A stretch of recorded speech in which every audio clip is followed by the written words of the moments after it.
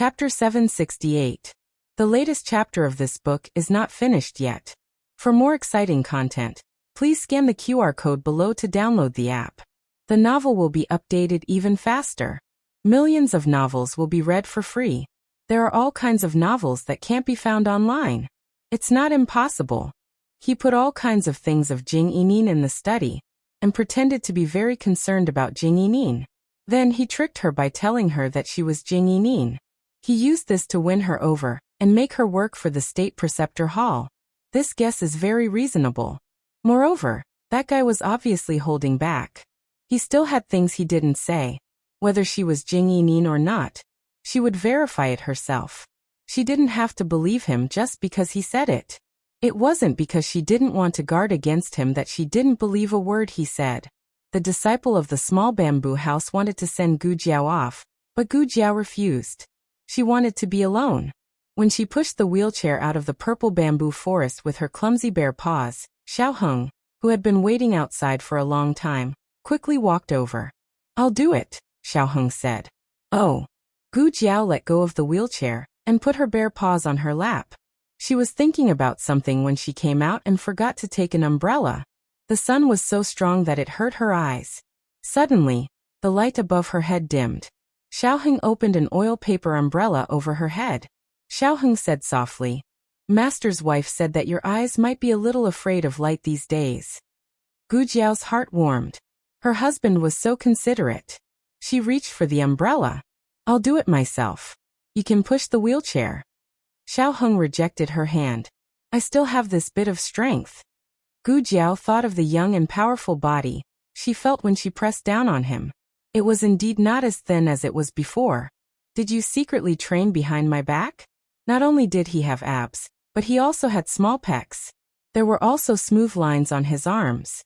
They weren't exaggerated and were just tight. Xiao Heng didn't even lift his eyelids. He was calm and didn't seem to use any strength. "How is that possible? I don't even have enough time to study." The wheelchair was really heavy. It was indeed strenuous to use one hand. "But I can't let my wife know that I can't do it. A man can't not do it. From tonight onwards, I'll have an extra hour of training every night." Xiao Heng used all his strength to push Gu Jiao back to the Qilin Hall. Just as he reached the entrance, he ran into Duke Ngua and Second Master Jing, who were coming out from inside. While Gu Jiao was unconscious, Ngua Gong came to visit her every day. The fact that Gu Jiao was his adopted son had long been known to everybody, so he didn't have to hide it. Besides, he could also visit the crown princess in passing, but he had to be more cautious. After all, he and the crown princess were the remnants of the Xianyuan family.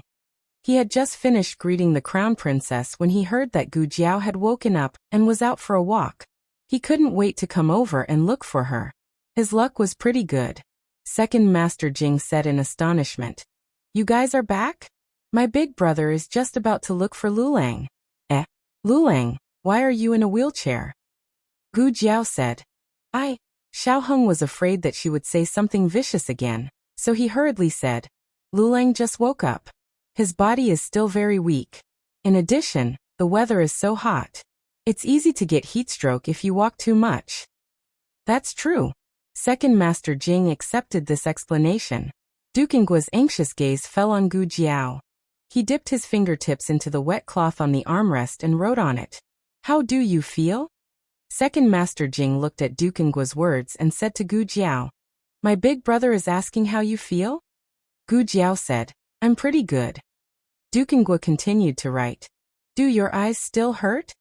It still hurt a little, but Gu Jiao didn't want to worry Duke Ngua, so she said, "It doesn't hurt anymore." "Let's go inside and talk," Xiao Heng said. "It's hot here." The few of them went to Gu Jiao's room. Xiao Heng could tell that Gu Jiao had something to say to Duke Ngua. He could be jealous of small things, but when it came to big things, he wouldn't pester endlessly. He said to Second Master Jing, "Little uncle, I have some books here. I need to go to the library. Can you accompany me?" Second Master Jing looked at the scorching sun that could melt people. He coughed lightly and said, "I want to accompany Big Brother." Duke Ngua, "No, you don't want to." In the end, Second Master Jing was dragged away by Xiao Heng. Xiaoheng really borrowed a lot of books from the library. It was enough for Second Master Jing to carry them several times. Why do I have to carry them? Second Master Jing looked at Xiaoheng, who was empty-handed with a face full of resentment. Xiaoheng sighed. I'm a sickly person. I don't even have the strength to truss a chicken. How can I be as mighty and majestic as little uncle? Not to mention moving a few books. You can even move a mountain if you ask you to. Second Master Jing. You're quite realistic. Xiaoheng. After Xiaoheng and Second Master Jing left, only Gu Jiao and Dukan Guo were left in the room. Originally, little Jing Kong was there, but before Xiaoheng went to find Gu Jiao, he took the sleeping little guy to Shang Guanyan's place. The afternoon wind didn't have a trace of coolness. The entire Qilin Hall was like a big steamer under the scorching sun. Ice cubes in the room didn't help. But magically, the two's hearts were very calm. This was a very comfortable way to get along. In order to facilitate the two's communication, Gu Jiao's wheelchair was next to Dukan Guo's right side. She could clearly see what Dukan Guo wrote. Dukan Guo dipped his fingertips in water and wrote, "You seem to have something to say to me." Gu Jiao didn't deny it. She just decided to investigate Jing Yinin's matter, and Dukan Guo came to her. She shouldn't miss this opportunity. She turned her head to look at Dukan Guo's handsome side face and asked, "Can you tell me about Jing Yinin?" Dukan Guo couldn't move his body, but he could blink his eyes. Gu Jiao saw his eyelashes tremble slightly. He should be a little surprised. But even if he was surprised, he didn't ask Gu Jiao, "Why did you suddenly ask about Yinin?" He trusted Gu Jiao without reservation. He was willing to satisfy all her curiosity, and didn't question whether she had other purposes. He wrote, "What do you want to know about Yinin?" A father's longing for his child was infinite. If it was about Yinin, he could talk about it for 3 days and 3 nights without any details. Yes, where should I start to understand? First, IQ. Is Yinin smart? Gu Jiao asked. Of course. Dukan Guo wrote while showing an incomparably proud look. Yinin is the smartest child in the world. Nonsense. Second Master Jing's head suddenly grew out of the window. This was a guy who was lazy halfway through moving books and came back. Yinin is 2 years old and still can't speak. So stupid. Dukan Guo was so angry that his whole body trembled. He wrote in a mighty and domineering manner. Yinin could say mom when she was 1 year, 7 months, and 13 days. Gu Jiao. Sure enough, beauty was in the eye of the beholder and genius was in the eyes of the parents. Dukan Guo continued to write. Don't listen to him. Yinin is very smart. It's just that she learned it late. After she learned it, she could recite a lot of poems. No child her age could recite more than her. So, was this a competition? This didn't seem like something she would do. She hated reciting poems so much. Even if she remembered them, she wouldn't recite them. Gu Jiao imagined herself, who had the intelligence of an adult, shaking her head and competing with a row of little kids in reciting poems in a childish voice. She was so shocked that her body trembled. This was definitely not her. Yinin, is she close to your parents? Gu Jiao unconsciously omitted Jing Yinin's surname. Very close. When Dukan Guo mentioned his daughter, his eyes were gentle and doting. She's very clingy to me and her mother. She follows us everywhere. When we let her sleep by herself, she won't. She always hugs her little pillow and sneaks into our bed in the middle of the night. Gu Jiao also imagined herself saying, "My bed says it doesn't want to sleep with me today." Then she ran to Dukan Guo and his wife's room, and threw her chubby self onto their bed. This kind of childish behavior couldn't be her. Gu Jiao cleared her throat. She doesn't like to talk much, right? She also rarely calls her parents. Dukan Guo wrote, No, Yinin likes to talk a lot. She always talks about her parents. Mommy, Dad hug. Yinin doesn't want to sleep yet. She needs a kiss before she can sleep. But Yinin is so cute. Who can bear to reject her? It was cute and cute, tilting its head to one side. Gu Jiao had goosebumps. Why was the image in her mind so clear? She was just imagining it. There was no need to be so clear, right? Dukan Guo wrote on the armrest. Yinin's mother and I always felt that having Yinin was the greatest gift from the heavens. Gu Jiao looked at the words on the armrest and suddenly fell silent. Being loved by Duke Ngua and Xinyuanzi while growing up must be a very happy thing. Surnamed Gu. Take your daughter away. I don't want to see her again. Mom. I don't want you anymore. Don't call me Mom anymore. I'll be good. I won't cry. I won't eat. Open the door. Mom. Mom, I'm so cold. It's so dark here. I'm scared. Mom. This was her childhood. This was a night that would never be redeemed. Digression. Remember to vote for the monthly ticket. The latest chapter of this book is not finished yet. For more exciting content, please scan the QR code below to download the app. Novels are updated even faster. Millions of novels are free to read. Novels with connotations that can't be found online are all available here. https://www.zhhbqg.com/89642_8964286/10651460. HTML Genius memorized this website's address in 1 second. www.zhhbqg.com Bikugo mobile reading website. Chapter 769. The latest chapter of this book isn't finished yet. For more exciting content, please scan the QR code below to download the app. Novels are updated even faster. Millions of novels are free to read. Novels with connotations that can't be found online are all available here. When Xiao Heng and Second Master Jing returned all the books and returned to Qilin Hall, Dukin and Gu Jiao's conversation was about to end. Second Madam had been unwell for the past few days, so Second Master Jing had to return early. He pushed his eldest brother to bid farewell to Xiao Heng and Gu Jiao. In the corridor, Xiao Heng watched the two brothers leave inside. Although they aren't born from the same mother, the relationship between the two brothers is still pretty good. Second Master Jing wasn't scheming, and the wife he married was also gentle and virtuous. Dukin could be considered lucky to have such a younger brother and younger sister. Of course, meeting such a magnanimous older brother like Duke was also the young couple's fortune. A united family was actually more precious than any glory, splendor, wealth, and rank. Xiao Heng saw that Gu Jiao didn't say anything, so he walked into the room and saw Gu Jiao sitting in the wheelchair, quietly staring at the scene in the courtyard in a daze. Xiao Heng took an orange from the fruit bowl on the table and sat down on the stool beside her. What are you thinking about? He peeled the orange as he asked. I'm thinking about who I am. Gu Jiao said.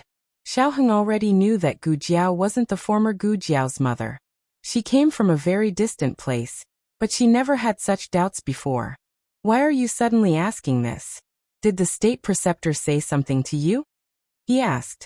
She felt something was wrong when she came back from seeing the state preceptor. Afterwards, she wanted to talk to Dukin alone. Combined with her question, Xiao Heng guessed that the state preceptor said something to her. Perhaps it was related to her origin. Gu Jiao was silent. Xiao Heng didn't force her. He smiled and handed the peeled orange to her. Actually, it's not important who you used to be. What's important is that you are you. Gu Jiao was slightly stunned. Me, am I? Yes. Xiao Heng looked at her seriously with all his trust. Name, identity, appearance, body. They're all fabricated. As he spoke, he gently tapped her forehead with his slender finger. This place is the one and only reality. Gu Jiao looked at him strangely. You sound more and more like an enlightened monk. If you think about it carefully, there's a bit of Zen in it. Xiao Heng sighed. Sigh, there's nothing we can do. Who asked us to raise a little monk at home? This is what they call one is marked by the company one keeps. Gu Jiao was amused by him and ate a piece of the orange that he handed over. Is it delicious? Xiao Heng asked. Gu Jiao nodded. Delicious. Xiao Heng understood that she still had something to say. She was not a wishy-washy person. Something that could make her take the time to consider her words was definitely not a small matter. He wasn't impatient, he didn't rush her, and he didn't walk away. He just silently accompanied her. It was just like how she had accompanied him on the road to seeing the light of day again. There was no need to say more about the trust and tacit understanding between them. After Gu Jiao finished eating the last piece of orange, Xiaoheng considerately handed her a clean handkerchief. She took it and wiped her fingers. Then she said, I still have something to tell you. In fact, this is the main point I want to talk about. Most people would subconsciously distance themselves from such a serious situation. Xiaoheng did not do this. Instead, he moved the stool closer to her. Looking at her delicate profile, he said, Okay, I'm all ears. Gu Jiao glanced at him and said, It's not a good thing. It's fine if you're not all ears. Xiaoheng smiled. Then I still want to listen. Gu Jiao paused and asked, Do you know the crimes of the Xianyuan family? Xiaoheng nodded. I saw the files of the Xianyuan family in the library. It recorded dozens of serious crimes. Colluding with the Great Jin dynasty, betraying the country, ceding border cities, killing loyal people, embezzling money, privately making dragon robes, starting a rebellion. The crimes of the Xianyuan family are too numerous to be recorded. Gu Jiao said, What I'm about to say is related to the Xianyuan family. Xiaoheng looked at her gently, indicating that she could rest assured and continue. Gu Jiao said seriously, I want to redress the Xianyuan family. I want to defeat the emperor of the Yin dynasty. This was not a decision she made after learning about Jing Yinin's background. It was a seed that had sprouted in her heart since a long time ago. She said to Xiaoheng, You don't have to join. The emperor of the Yin dynasty has no intention to hurt you. Even if your identity is exposed, you are still his real grandson. He will not hurt you, nor will he hurt Shang Guanyan. Your real enemies are only the crown prince, and those who covet the throne. Those people were much easier to deal with than the emperor. The emperor was too powerful. Overthrowing his imperial power was something that even the Xianyuan family, who had millions of soldiers, couldn't do. It was too difficult for Gu Jiao to deal with him. There was almost no chance of winning. Gu Jiao could die by herself, but she didn't want to drag Xiaoheng down with her. Haven't we been doing this all the time? Xiaoheng held her hand and looked deeply into her eyes with a trace of astonishment. Sending the little monk home is not your wish alone. You're not the only one who has the privilege of risking your life for the person you love. Only you can risk your life for me, but I can't go through the fire for you. When he finished speaking, his eyes were deep, as if he was hurt by her. We are husband and wife. Do you want to leave me alone? Gu Jiao was amenable to coaxing, but not coercion.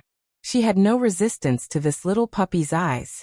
She sat in the wheelchair in a daze and even forgot what she was going to say next. Xiaoheng sighed bitterly. Do you have no confidence in me, or in our relationship? Gu Jiao. This debate was not Gu Jiao's strong point. Fighting was her strong point.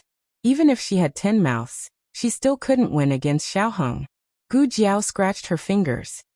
But he is your grandfather. Xiaoheng said. The grandfather who slaughtered my grandmother's whole family. That's right. Gu Jiao asked. You really won't regret it. No. Xiaoheng looked at her and gently pinched her fingertips. So now, can I join you, my commander-in-chief? What kind of flirtatious tone is this? Why did the style of a serious conversation become a bit strange at the end? Gu Jiao looked at the big bear paw and rolled her eyes. I have to think about it, and review your qualifications as an ally. And me. Shang Guanyan walked in with a crutch. Xiaoheng was planning to use his handsome man trick. But after being scared by Shang Guanyan, he was so shocked that he directly jumped up from the stool. Mother. When did you come over? Why didn't I hear any sound? I didn't hear anything and I didn't see you do anything. I thought you knew I was coming? Shang Guanyan whispered and came to the front of the two. She looked at Gu Jiao condescendingly and said, I also want to join. Gu Jiao looked at her. Are you sure? Shang Guanyan looked at the blue sky outside the window. I can't be more sure. 15 years ago, I didn't have the courage I have today. After losing the Xianyuan family, my mother, and the position of the crown princess, I was like a bird stripped of its wings.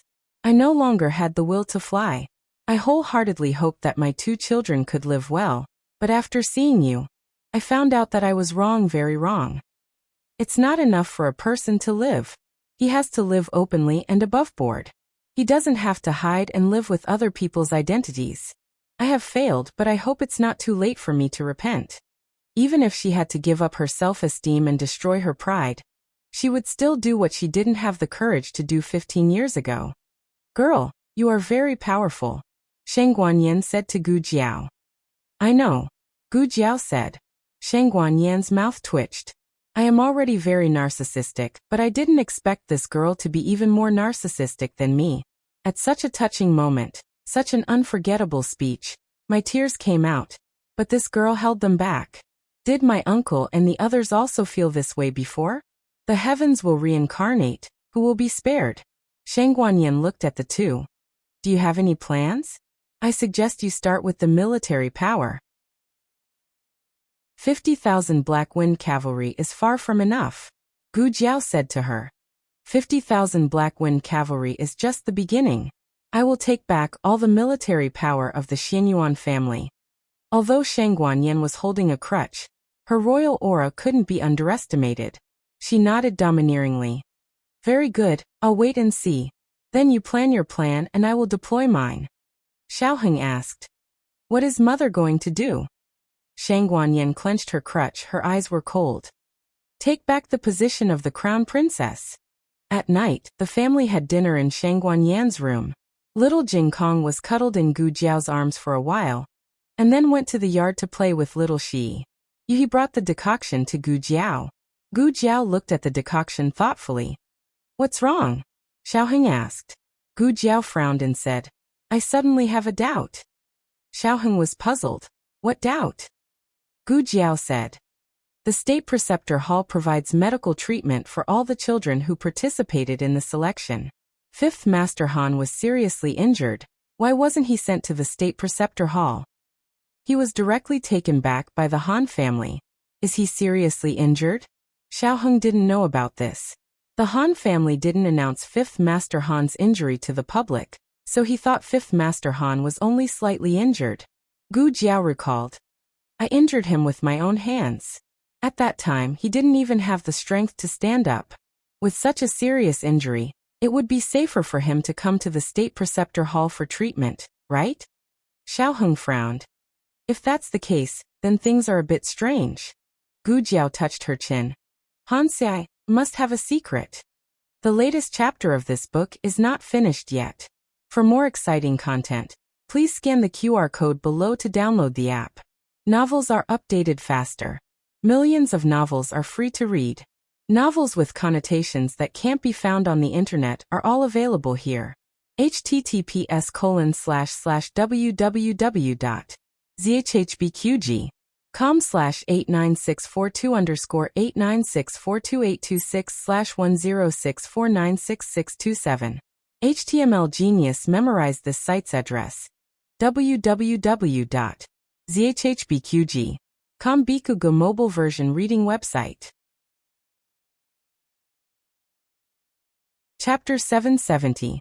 The latest chapter of this book is not finished yet. For more exciting content, please scan the QR code below to download the app. Novels are updated even faster. Millions of novels are free to read. Novels with connotations that can't be found online are available here. The Han family.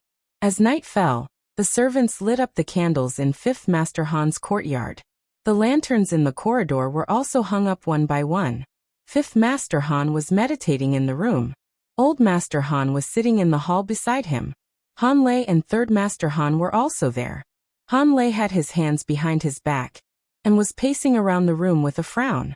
Third Master Han said helplessly, Big brother, can you stop pacing around? You're making me dizzy. Han Lei said rudely, If you don't want to stay here, go back. Third Master Han glanced at the old man who had his hands on his cane and his eyes closed. He muttered to himself, I want to go back, but if I don't care about Fifth Master, won't the old man strangle me to death? After an unknown amount of time, a long breathing sound finally came from Fifth Grandfather Han's room. Han Lei's eyes lit up. It's Fifth Master. Old Master Han slowly opened his old and sharp eyes and said in a deep voice, You two go next door and check on the situation. Yes, father, Han Lei replied. Han Lei and the sloppy Third Master Han went next door. There was no one else in the room except for Fifth Master Han, who was meditating and healing. In the past few days, Gu Jiao wasn't the only one recuperating.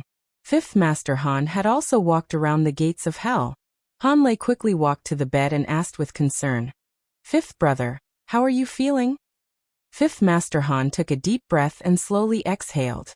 He opened his eyes and said, "Much better." Han Lei was still a little worried. He looked him up and down and said, "Are you really not feeling uncomfortable? Do you want to call a doctor to take a look?" Fifth Master Han said lightly, "Big brother knows my situation very well. There's no need to call a doctor. It's useless." Han Lei was speechless.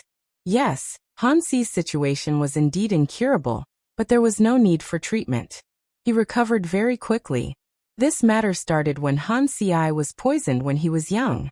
That year, Han Si was only 11 or 12 years old. He went out hunting with the elders of the clan, and got separated from his family on the way. He was accidentally poisoned. At that time, many of the Han family's guards were poisoned with him. When the elders of the clan came to find them, the guards had all died from the poison. Only Han Si was lucky enough to survive. The elders asked Han Si what happened, and why she was poisoned. Han Si remained silent. Since then, Han Si's body had undergone an incredible change. First, his punches and kicks became faster, and then his internal strength became more violent. A martial artist's inner strength was measured by years, but Han Si's inner strength increased every month. All of a sudden, he became the most talented youth in the clan. Logically speaking, such good news should be made known to the world. However, just as the Han family was planning to do so, they unexpectedly discovered a strand of white hair on Han Si's head. They had only seen young people with white hair in novels. They had never thought that it would happen to Han Si. Han Si's sudden talent came at the cost of overdrawing her lifespan. This strange thing happened after Han Si was poisoned, and the Han family guessed that it was the aftereffects of the poison. The stronger Han Si was, the faster she would age. In order to save her life, Han Si could only give up on pursuing higher martial arts realms. The path of a genius stopped here. Even so, Han Si still aged faster than a normal person. If it weren't for Han Ye's accident, the Han family wouldn't have let Han Si take action. Fifth brother. Third Master Han looked at Han Si's hair, and widened his eyes in a daze.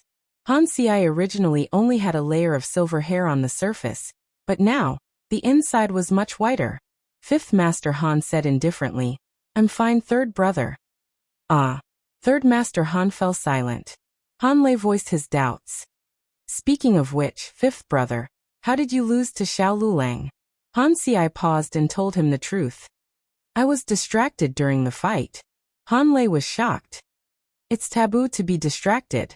Fifth brother, how could you make such a low-level mistake during the fight?" Han Si was silent for a moment before saying indifferently, "I just thought of someone."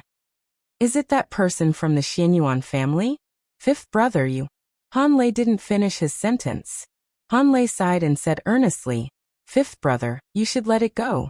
All these years, third brother and I have been hiding things about you from father for you, but don't always make things difficult for us." Han Si said in a low voice, "Thank you, big brother and third brother." Third Master Han waved his hand. "Brothers don't talk about this. It's big brother who doesn't want to hide it anymore. I didn't say anything. I can hide it for a lifetime." Han Lei glared fiercely at this prodigal. Third Master Han shrunk his neck resentfully, and didn't dare to say anything else. Han Lei continued to look at Han Si. "But fifth brother, tell big brother the truth. Is Xianyuan Xiaolu really dead?" Han Si looked into big brother's scrutinizing eyes and said seriously, "He's dead. I killed him with my own hands." Han Lei smiled embarrassedly. "Big brother isn't suspecting you. Big brother just feels that you were too close to him back then.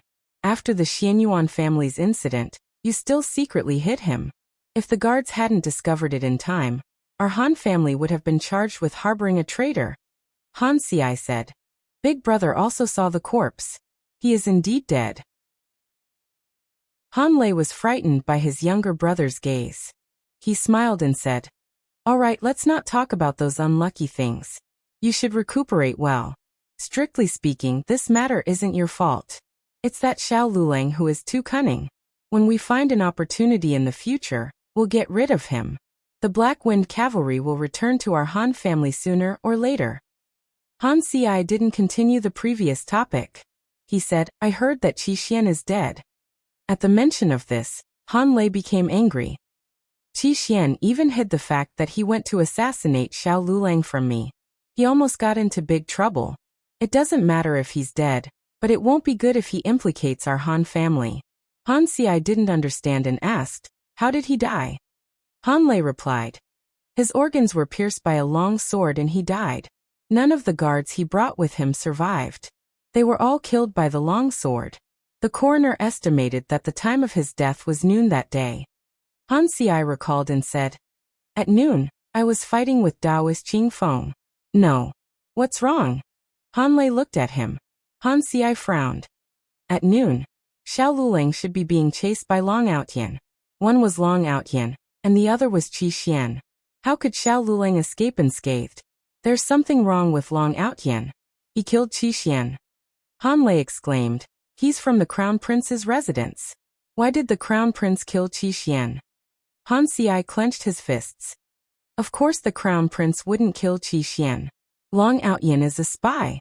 He purposely got close to the Crown Prince. Brother, quickly informed the Crown Prince to kill Long Outyan. The Crown Prince's residence. Gu Chongqing was playing chess with the Crown Prince in the pavilion. The Crown Prince had just placed a white chess piece when Gu Chongqing's black chess piece caught up and cut off the Crown Prince's path. The Crown Prince was shocked. I didn't expect that not only are you good at martial arts, but you're also so good at chess. I only learned a little from my sister. It's enough to torture you. Are your injuries okay? The Crown Prince asked with concern. It's just a small injury. It's not a problem, Gu Chongqing said. The Crown Prince said regretfully, I thought that with you taking action, you could help the Han family. Who would have thought that Xiao Liulang's luck would be so good? Gu Chongqing said, it's my fault. The Crown Prince shook his head. You can't be blamed for this. Even Han Si lost to Xiao Lulang. I'm afraid it'll be hard for you to gain an advantage over Xiao Lulang. That's right. Last time I asked you to investigate the identity of this fake Xiao Lulang. How did it go?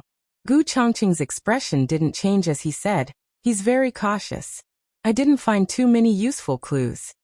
The Crown Prince frowned. I'm afraid only Nangongli knows who this fake Xiao Lulang is. It's a pity that Nangongli died. If he didn't die, the fact that his sister was Gu Jiao would have been exposed. It was good that he died. Gu Chongqing calmly said, Your Highness, I can assassinate the deposed Crown Princess and the Imperial eldest grandson to clear the way for Your Highness. I ask Your Highness to allow me to redeem myself. The Crown Prince quickly raised his hand to stop him. Don't. The situation has been too tense recently. Let's wait for this period of time to pass. The two continued to play chess. Suddenly, a guard hurriedly walked over and whispered a few words into the Crown Prince's ear. The Crown Prince frowned and waved his hand to have him withdraw. Then the Crown Prince said to Gu Chongqing, Who else does this prince need to deal with? We'll play another day. After saying this, the Crown Prince brought his servant to the study. Gu Chongqing returned to his own courtyard. Little Nine fluttered his wings and landed on his windowsill. Little Nine had only been brought here once, so he remembered the location. These days, it was inconvenient for him to visit Gu Jiao, so it was Little Nine who sent him messages. He opened the note. It was written in Xiao Heng's handwriting. Seeing that Gu Jiao had woken up and was recovering well, his worried heart relaxed. There were also 2 flower seals on the note. It was obvious that it was stamped by little Jing Kong. This childish little seal appeared on Xiao Heng's serious handwriting. It wasn't hard to imagine an adult and a child arguing endlessly with a sullen face. Gu Chongqing couldn't help but laugh. Dong dong dong. There was a heavy knock on the door. It was very urgent. Gu Chongqing clenched his hand and used his internal energy to turn the note into powder. He threw it out the window and said, Come in. With a creak, the door was pushed open. It was the little mute slave from the courtyard who came to deliver dinner. The little mute slave was only 10 years old this year, and was still a child. He was accidentally saved by Gu Chongqing from the Crown Prince's residence's steward. Since then he had been following Gu Chongqing. He put the box of food on the table, and anxiously gestured to Gu Chongqing for a while. Gu Chongqing didn't understand. I taught you how to write. Can you write? The little mute slave grabbed the writing brush and scratched her head.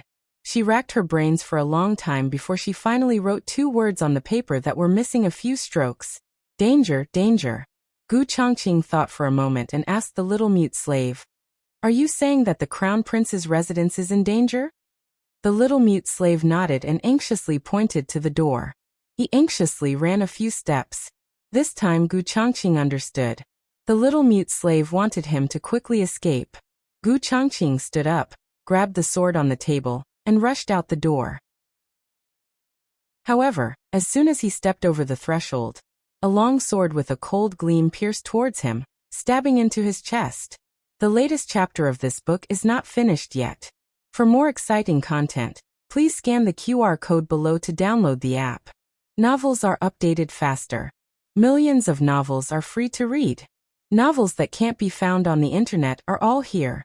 https://www.zhbqg.com/89642_896428226/10649565. HTML Genius remembered this site's address in 1 second. www.zhbqg.com Bikugo mobile reading website. Chapter 771. The latest chapter of this book is not finished yet. For more exciting content, please scan the QR code below to download the app. Novels are updated faster. Millions of novels are free to read. Novels that can't be found on the internet are all available here. Gu Chongqing's body stiffened as he looked at the shadowy man in front of him in shock. The man was wearing a black robe and a black cloak. His face was hidden in the darkness, only revealing a pair of eyes that were colder than a sword. The man's long sword pierced through Gu Chongqing's chest. Then the man coldly pulled out the long sword, and the blood that splashed out was blocked by his sword. Gu Chongqing was like a puppet that had its strength sucked out as he fell to the ground in a daze. The little mute slave was too scared to move. The man didn't even look at the little mute slave as he ordered the guards behind him. "Dispose of the body." Yes. The guards complied.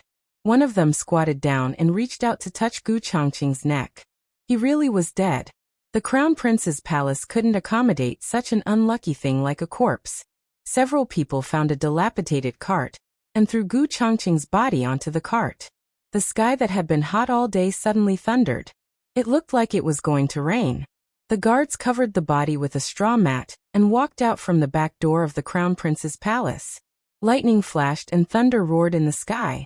Along the way, they met many pedestrians who were in a hurry to find shelter from the rain. "Ah, how unlucky. Why is it us again?" one of the guards driving the cart said. Another guard said, "It's not bad to come out for a walk. Don't you feel bored staying in the palace all the time? But we have to go to the mass grave. There are rotten corpses there. Sometimes you can see broken limbs. If you're unlucky, you may come back infected with a bad disease. You're making me scared." After half an hour, several people came to the mass grave that exuded the smell of death and decay. The corpses here were not buried on the spot, but were mostly abandoned. The smell of the breeze was nauseating. The shadows of the trees and the cawing of crows made people feel cold. "Quickly throw it back. This place is so King scary. Then stop here. Don't get too close." The two of them stopped the carriage near the mass grave and jumped off to move Gu Chongqing's body. But when the two of them lifted the straw mat that covered the corpse, they found that the corpse in the car had disappeared. Their expressions changed, and their first reaction was to look under the carriage. The guard asked, "What's going on?" "No one was under the carriage," his companion said in fear. I don't know. Could it be a zombie?" The guard frowned. "Not good. Quickly inform His Highness. Dash. You actually didn't die after being hit by my sword." When the black-robed man heard the report, he glanced at the guard, put down the teacup in his hand, and said to the crown prince, "This person is a bit interesting. I'll go and catch him." The crown prince called out to the black-robed man, "Wait, he was hit by Mr. Sword and is severely injured. I don't think he can run far. Just leave the search to the embroidered uniform guards. It's best if you don't expose your identity." The black-robed man said slowly. That's good too. My sword injured his foundation. Even if he luckily escaped, he won't be able to live past tonight. The crown prince said. I have to see him die with my own eyes to be at ease. It's raining again. Gu Jiao pushed the wheelchair to the window and used the hanging rod to hook the support pole of the window. Just as she was about to close the window, a wet figure fell from the sky. His body swayed twice and fell to the ground with a plop. The heavy rain poured down, scattering the pedestrians on the street. The embroidered uniform guards from the crown prince's residence, wearing straw capes and bamboo hats, ran wildly in the heavy rain. Whoosh! When they reached the entrance of the state preceptor's hall, they pulled on the reins and stopped the galloping horses. The leader of the embroidered uniform guards coldly said, Are you sure it's here? Another embroidered uniform guard said, Yes, sir. I tracked him here and saw him climb over the wall into the state preceptor's hall. Sir, should we go in and search? The leader of the embroidered uniform guards looked at the majestic plaque of the state preceptor's hall in the heavy rain and sneered. Is the state preceptor's hall a place where you can search as you wish? Even Commandant Guan was denied entry when he personally came to search. You and I are just a few embroidered uniform guards. We don't even have the right to enter the state preceptor's hall. The embroidered uniform guard asked, Then what should we do? The leader of the embroidered uniform guards frowned and said, The few of you guard the entrance of the state preceptor's hall. Guard the walls well. Once he escapes, capture him immediately. I will inform His Highness. Yes. The leader of the embroidered uniform guards rushed back to the Crown Prince's residence and reported to the Crown Prince about Long Outyan's escape into the state preceptor's hall. The Crown Prince was so angry that he slammed his fist on the table. He really knows how to hide. The only place in Shengsheng that could not be searched was the state preceptor's hall. Even if Long Outyan hid in the palace, it would not be so troublesome. After all, it was easy to find a reason to search the palace, but not the state preceptor's hall. Say that an assassin entered? The state preceptor's hall will say that we will find the assassin ourselves, and that there is no need for the crown prince to worry. The crown prince gritted his teeth and said, He knows too many secrets. We cannot let him fall into the hands of the state preceptor's hall. Men, prepare the carriage. I want to go to the state preceptor's hall. Half an hour later, the crown prince's carriage arrived at the state preceptor's hall. Your Highness. The disciple of the state preceptor's hall came forward to greet him. The crown prince opened the window and said to the disciple, I want to see your state preceptor. The disciple of the state preceptor's hall hurriedly went to inform the crown prince. Not long after, the state preceptor walked out calmly. Yi Qing was beside him holding an umbrella for him. Your Highness. The state preceptor greeted him calmly. The crown prince was still sitting in the carriage. His gaze fell on the state preceptor's cold face. He had seen the state preceptor's young appearance. He was a handsome man who was not inferior to the Duke of An. Time flew by in years past. The state preceptor's face had wrinkles and vicissitudes of life. Rainy days always made people melancholy. Look at what he was thinking. The crown prince collected his thoughts and said to the state preceptor, To be honest, there is a traitor in my residence. My embroidered uniform guards saw him escape into the state preceptor's hall. The state preceptor said, Is that so? Yi Qing, take people to search. See if there is the assassin that your highness mentioned in the state preceptor's hall? Yi Qing, yes. Wait. The crown prince said in a deep voice. I want to search myself. Yi Qing said neither humbly nor overbearingly.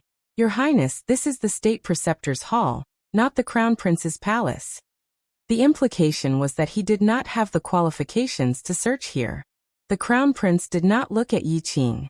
He just looked at the state preceptor with his eyes like torches. What if I must search today? The two sides looked at each other. The crown prince's eyes burst out with strong murderous intent. His attitude was very firm. Today he had to search. Even if he did not want to search, he had to search. Even if he had to shed all pretense of cordiality and be scolded by his father for being disrespectful to the state preceptor, he had to find Long Outyan. In the end, the state preceptor gave in. He said, Yi Qing, take the crown prince to search. The crown prince said arrogantly, No need. My people will search by themselves. The crown prince walked out of the carriage. The guard on the side opened the umbrella for him. The state preceptor and Yi Qing moved to the side. The crown prince brought the embroidered uniform guards and walked in front of the master and disciple. Gu Changqing was heavily injured. Normally, there would be bloodstains along the way. However, the rain was too heavy. The traces on the ground had already been washed away by the rain. The crown prince's embroidered uniform guards were everywhere. They practically turned the state preceptor's hall upside down. They even went to the purple bamboo forest and the third floor of the library. The state preceptor asked, "Your Highness, did you find anything?" The crown prince frowned and asked the leader of the embroidered uniform guards in a low voice, "Did he really enter the state preceptor's hall?" "He did," the leader of the embroidered uniform guard said. At this time, an older and more experienced embroidered uniform guard said, "Your Highness, there is still a place that has not been searched." The crown prince said, "Where?" He said, "Qilin Hall. You can't go in." At the entrance of the Qilin Hall, 2 embroidered uniform guards were stopped by the state preceptor's hall disciple on duty. The embroidered uniform guards coldly said, "We are under the order of the crown prince to search for assassins." The disciple of the state preceptor hall said, "We don't have any assassins here. His Highness Zhongsun and the commander are resting. Don't disturb their rest." The embroidered uniform guard sneered, "Ridiculous, a mere imperial grandson dares to stop the crown prince's people. A mere dog of the crown prince's palace dares to criticize the imperial grandson?" Sheng Guanyan's voice came from the back of the hall. Although she was holding a crutch, her eyes were sharp and her aura was fierce. Her whole body was exuding a powerful imperial aura. The candlelight in the hall was dim, only illuminating her slender and straight figure. However, a flash of lightning suddenly flashed across the sky, illuminating the entire state preceptor's hall. At that moment, everyone saw Sheng Guanyan's dignified face. Everyone's heart thumped. They seemed to see the crown princess who was shouting at Chengdu come back. Sheng Guanyan held her crutch and walked out of the ascension ceremony. She came to the door. The powerful crown princess aura instantly made people feel the pressure from the soul. The 2 embroidered uniform guards unconsciously took a step back. "Third sister, long time no see. How have you been?" The crown prince came from the back with a cold face. Behind him were more than a dozen embroidered uniform guards. Unlike Sheng Guanyan, who was alone. But even so, there was no trace of fear in Sheng Guanyan's eyes. "Imperial father is not here. There's no need to act like a brother and sister." The crown prince smiled sarcastically. "Third sister, you admit it? Your amnesia is fake." Sheng Guanyan said without fear, "If you have evidence, then go to the emperor and report me." The crown prince smiled and said, "Third sister and I are brothers. How can I do such an unreasonable thing? In fact, if third sister wants to go back to Chengdu, you don't have to go through so much trouble. As long as third sister tells me, I will take third sister back." Sheng Guanyan sighed. "Alas, you still like to eat sweet potatoes." The crown prince frowned. Before he could react to this sentence, he saw the embroidered uniform guard next to him was holding back his laughter. "What are you laughing at?" The crown prince frowned and asked. The embroidered uniform guard whispered, Your Highness, if you eat too much sweet potatoes you will fart. She is saying that you like to fart." The crown prince. "After so many years, third sister really hasn't changed at all. She is still so irritating." Sheng Guanyan spread out her hands. "Unfortunately, you have changed. You have become a lot older. Those who know you say you are my younger brother. Those who don't know you think you are my uncle." The crown prince was so angry that he fell backwards. In these years, he has indeed experienced a lot of vicissitudes of life. Unlike Sheng Guanyan, who was a salted fish in the imperial tomb, who was carefree, the crown prince clenched his fists. "Third sister, you don't have to change the topic. Today, I came to catch the assassin. Third sister, you are blocking me. Could it be that third sister is harboring the assassin?" Yes, if Long Outyin has nothing to do with the crown princess, why would he hide in the state preceptor's hall at a critical moment? It turned out to be you, Sheng Guanyan. Sheng Guanyan's eyes flashed and she bluffed. Do you have evidence? If you don't have evidence, don't slander me. The crown prince narrowed his eyes. Do you have a guilty conscience, Shang Guanyan? He coldly said. Today, I came to catch the assassin. I don't have time to quarrel with you. If you don't want to get hurt, you better get out of the way. Shang Guanyan said. What if I don't? The crown prince smiled coldly. Then I can only offend you. Someone come. Pull my third sister away. Stop. Xiaoheng shouted. He walked out of the corridor and walked through the lobby to the door. His tall body blocked in front of Shang Guanyan. A disciple of the state preceptor's hall pushed Gu Jiao out behind him. The crown prince looked at Xiaoheng, and then looked at Gu Jiao in the wheelchair. His eyes gradually became cold. Wang Su had already probed. The one who lived in the state preceptor's hall was the real imperial grandson. But why did he always feel that something was strange? Xiaoheng faintly glanced at the crowd and said to the crown prince, Isn't the crown prince's hand stretched too far? My mother was ordered to recuperate in the state preceptor's hall. If you dare to let those servants touch my mother with dirty water, you're not afraid that imperial grandfather will blame you. The crown prince snapped. Shang Guanqing, don't use imperial father to suppress me. As the crown prince, it's natural for me to catch the assassin. Even the state preceptor agreed. If you know what's good for you, then obediently get out of the way. Otherwise, I will also arrest you.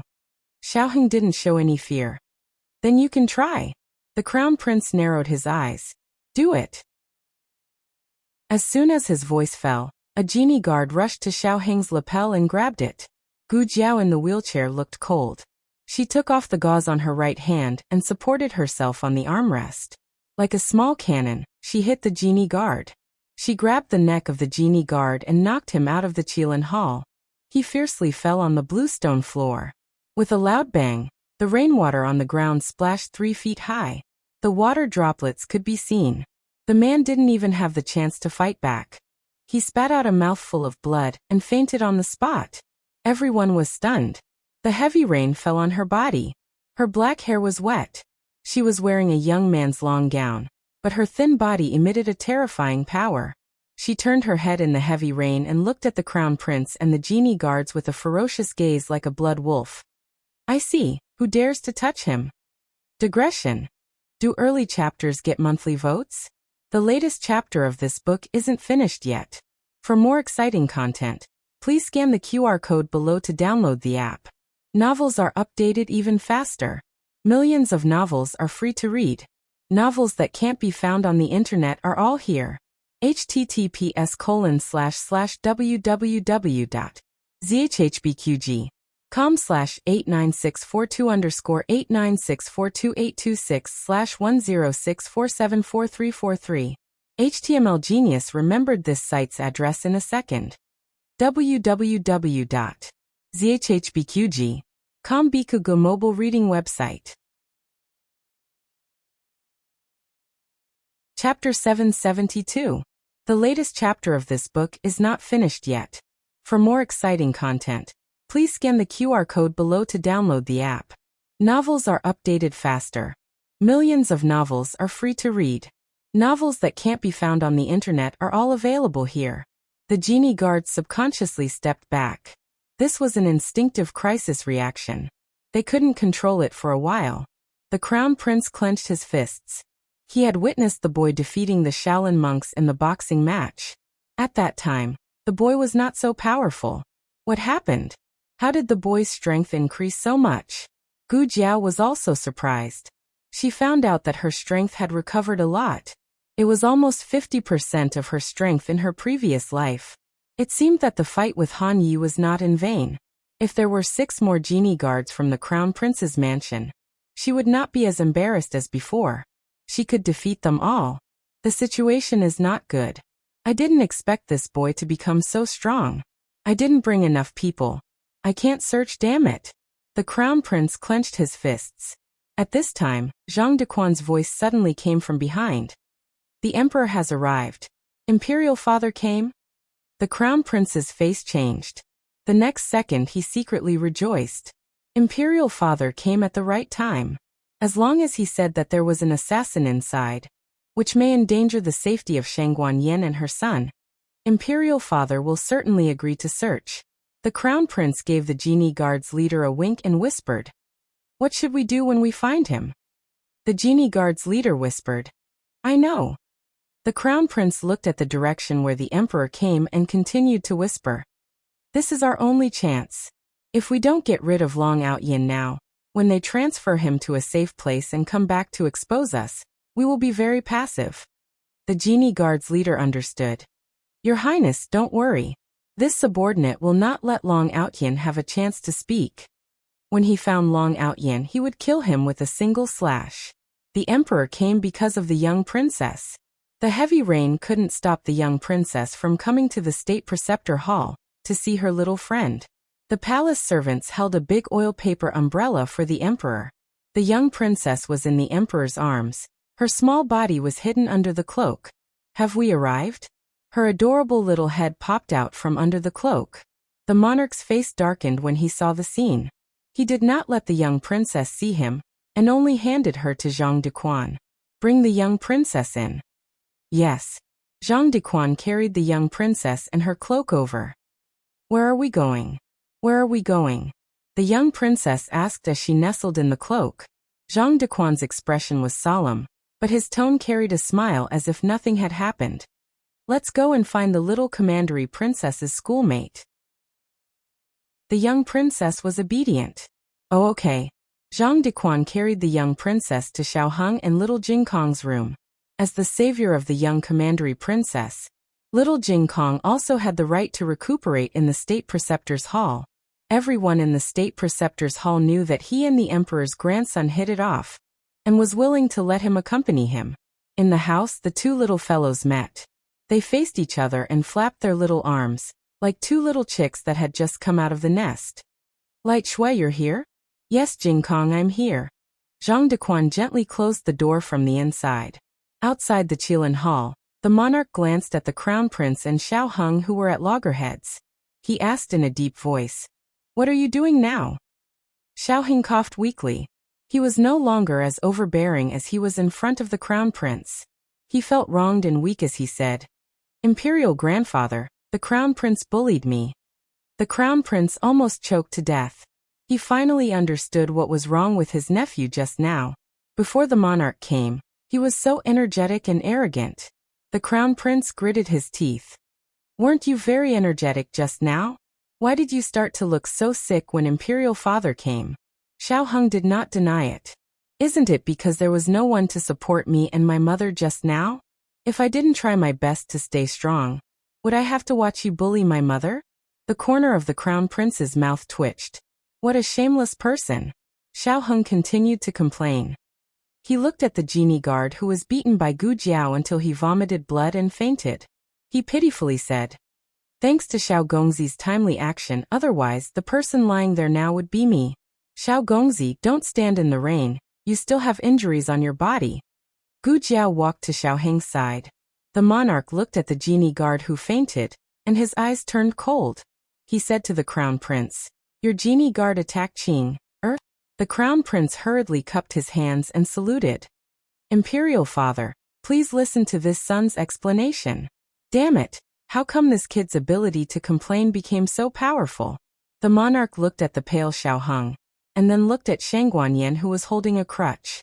He said in a cold tone, "Good, I'll listen to your explanation." The crown prince secretly felt bad. If it was Shangguanyin who was attacked just now, it would be fine. Although it was rude, Shangguanyin was a concubine after all.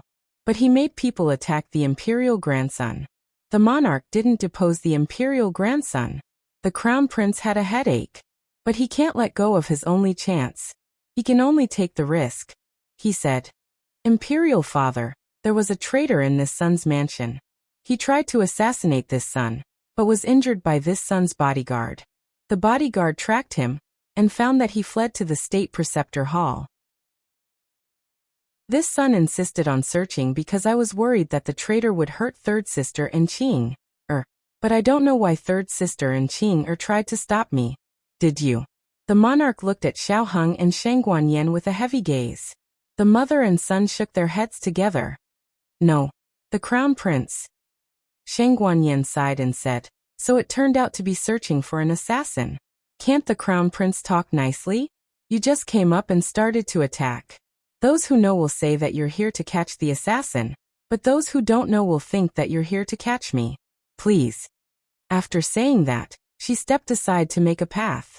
Xiao Heng and Gu Jiao also stepped aside. The crown prince was almost angered to death by this mother and son who inverted black and white. However, why did Shang Guanyin suddenly dare to let him search? Has Long Outyin been transferred? Impossible, his people are guarding the front and back door of the Qilin Hall. Long Outyin must still be in the Qilin Hall. The crown prince led the genie guards into the hall to search. When he brushed past Shang Guanyin lightly said, "Crown prince, when we were children, you never won when we played the game of hiding things." The crown prince's pupils shrank. He clenched his fingers and coldly looked at Shang Guanyin. He whispered, "Third sister, don't worry. This time, I will never lose." More than a dozen genie guards acted separately and searched the rooms one by one. The monarch, the crown prince Xiao Heng, Gu Jiao, and Shang Guanyin waited in the hall.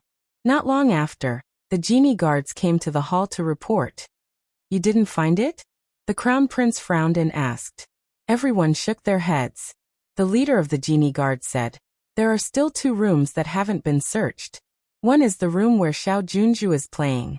The other is the secret room guarded by the men of sacrifice from the state preceptor palace."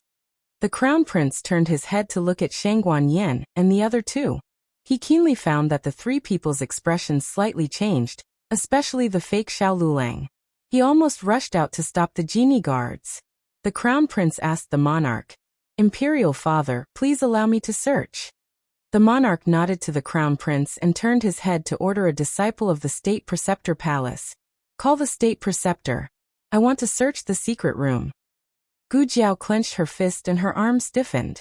Xiao Heng held her wrist to comfort her. All of this was keenly seen by the crown prince. When the state preceptor arrived at the Qilin Hall, the room where Xiao Junju and little Jing Kong were in had been searched by the genie guards. They found nothing.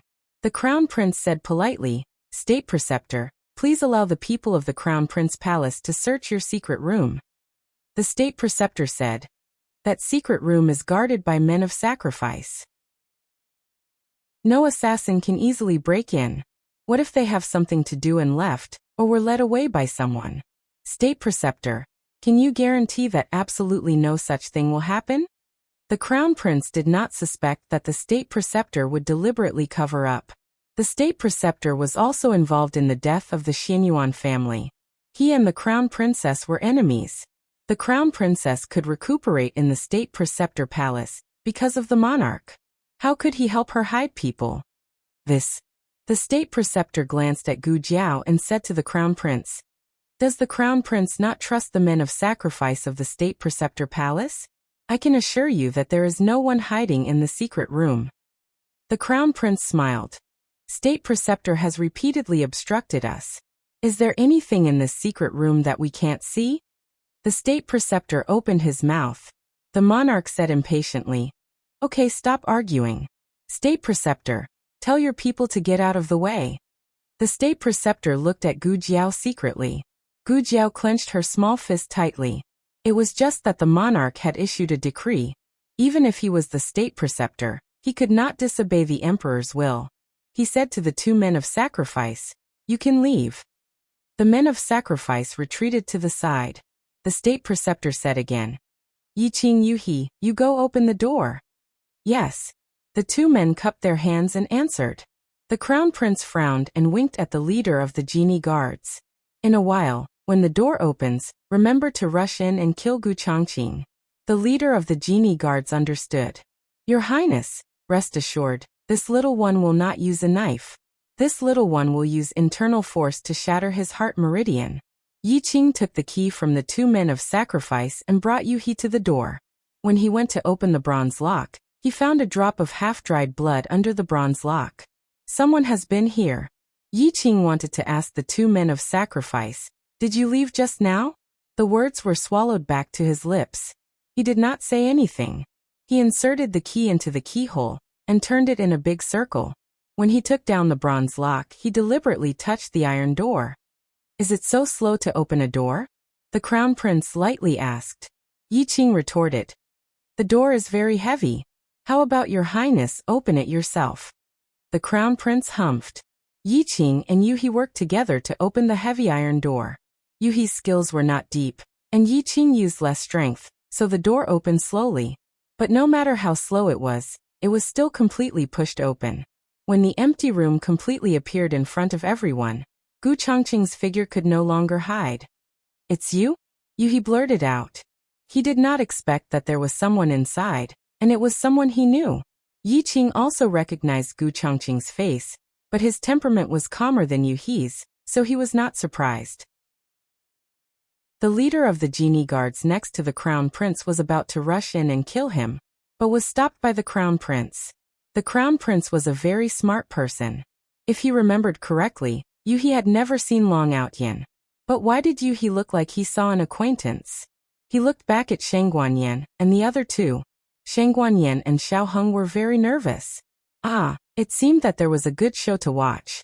Killing Long Outyin was the first choice, but it was not the best choice. If he could prove that Long Outyin and Shang Guanyan colluded, then his harvest would be too big. This little master is called Yu He? Do you know this person? The Crown Prince gently asked Yu He. Yi Qing closed his eyes with a headache. How could he not see that his master wanted to protect Xiao Lulang? Yu He, this idiot, let his master's painstaking efforts go to waste. Yu He also felt the powerful aura of his senior apprentice brother, and was scared to speak. The king said, You just say it, do you know this person? Yu He bowed his head. State Preceptor. The king looked at the State Preceptor. The State Preceptor said, Tell the truth. Yu He got his master's approval, then whispered. He is a friend of the emperor's grandson and young master Xiao. He came to the State Preceptor Hall several times. The Crown Prince asked again. When was the first time he came? Yu He said the date. The Crown Prince laughed. This person came to my house the next day and said he wanted to rely on me. Peng Hai of the underground martial arts arena can testify. Third sister. Third sister, so he was a spy you placed beside me. Gu Jiao bravely stepped forward. This matter has nothing to do with the former crown princess and the emperor's grandson. He and I are both from the Zhao kingdom. Just when His Majesty ordered me to enter the palace to save the crown princess, I encountered a wave of assassination. Coincidentally, young Master Gu arrived in time and saw injustice on the road. Later, he learned that we are from the same hometown, so I became friends with young Master Gu. I don't know about him going to the Crown Prince's palace as an advisor. After that, he did come to the State Preceptor Hall several times, but we are just friends from the same hometown. Crown Prince. I'll be a fool if I believe you. The Crown Prince wanted to say, Xiao Lulang, so that's how you got your position as the commander. It's because Long Outyin secretly helped you cheat. But the Crown Prince finally restrained himself. Because even if Long Outyin was a spy sent by Shang Guanyan, it was his idea to let Long Outyin replace the Han family to participate in the selection. He was the one who broke the rules. Forget it, this is a small matter. As long as it can be proven that Long Outyin really did have a relationship with Shang Guanyan, then Shang Guanyan can't escape the crime of murdering the Crown Prince. The Crown Prince sneered at Gu Jiao. Don't take everything on yourself just because you are close to the emperor's grandson. Do you know what crime this person has committed? He tried to assassinate the Crown Prince of Great Yen, which is a capital crime. The mastermind behind him also can't escape the heavy responsibility. Gu Chongqing looked at the Crown Prince with a dignified expression. I didn't try to assassinate you. The Crown Prince said. Don't pretend. Do you dare to let someone check your injuries? Gu Chongqing took a step back. I'm not injured. The Crown Prince sneered. You'll know if you're injured or not. After that, he turned around and bowed to the king. Father, this person was stabbed by a guard in my palace with a sword. The wound is on the right side of his chest. The king looked at Gu Chongqing deeply and raised his finger. The Crown Prince was happy and said, Check the wound. The leader of the genie guard stepped forward. Gu Chongqing tried to resist, but he was mercilessly held down by the leader. The Crown Prince thought, You were stabbed by teacher. Do you think you still have the strength to resist? The leader of the genie guards pulled Gu Chongqing's lapel, but when he pulled his coat, a secret letter fell out. Gu Chongqing quickly stepped on it. The leader of the genie guards was one step ahead of him and picked up the secret letter. The leader of the genie guards opened the secret letter, took out the map and looked at it. His face suddenly changed color. The map of the Crown Prince's palace, the map of the Han family's military camp. Well done, Long Ao Tian. You actually stole so many secret things from my hands. But you stole it really well. You never expected that I would find them on the spot. The Crown Prince only wanted to laugh 3 times. Originally, it was not easy to prove that Long Outyin and Shangguanyin colluded. But now, with the irrefutable evidence, even if he didn't say anything, his father wouldn't believe that Shangguanyin was innocent, right? After all, besides Shangguanyin, who else would deliberately deal with the Crown Prince's palace? Father. The Crown Prince emotionally looked at the king. The king's eyes fell on Shangguanyin's lowered eyebrows. What else do you have to say? Shangguanyin lightly said. I don't anyway, you never believe me. The king flew into a rage out of shame. Did you do it? I want you to say it. Gu Chongqing quickly said. No. It's not the Crown Princess.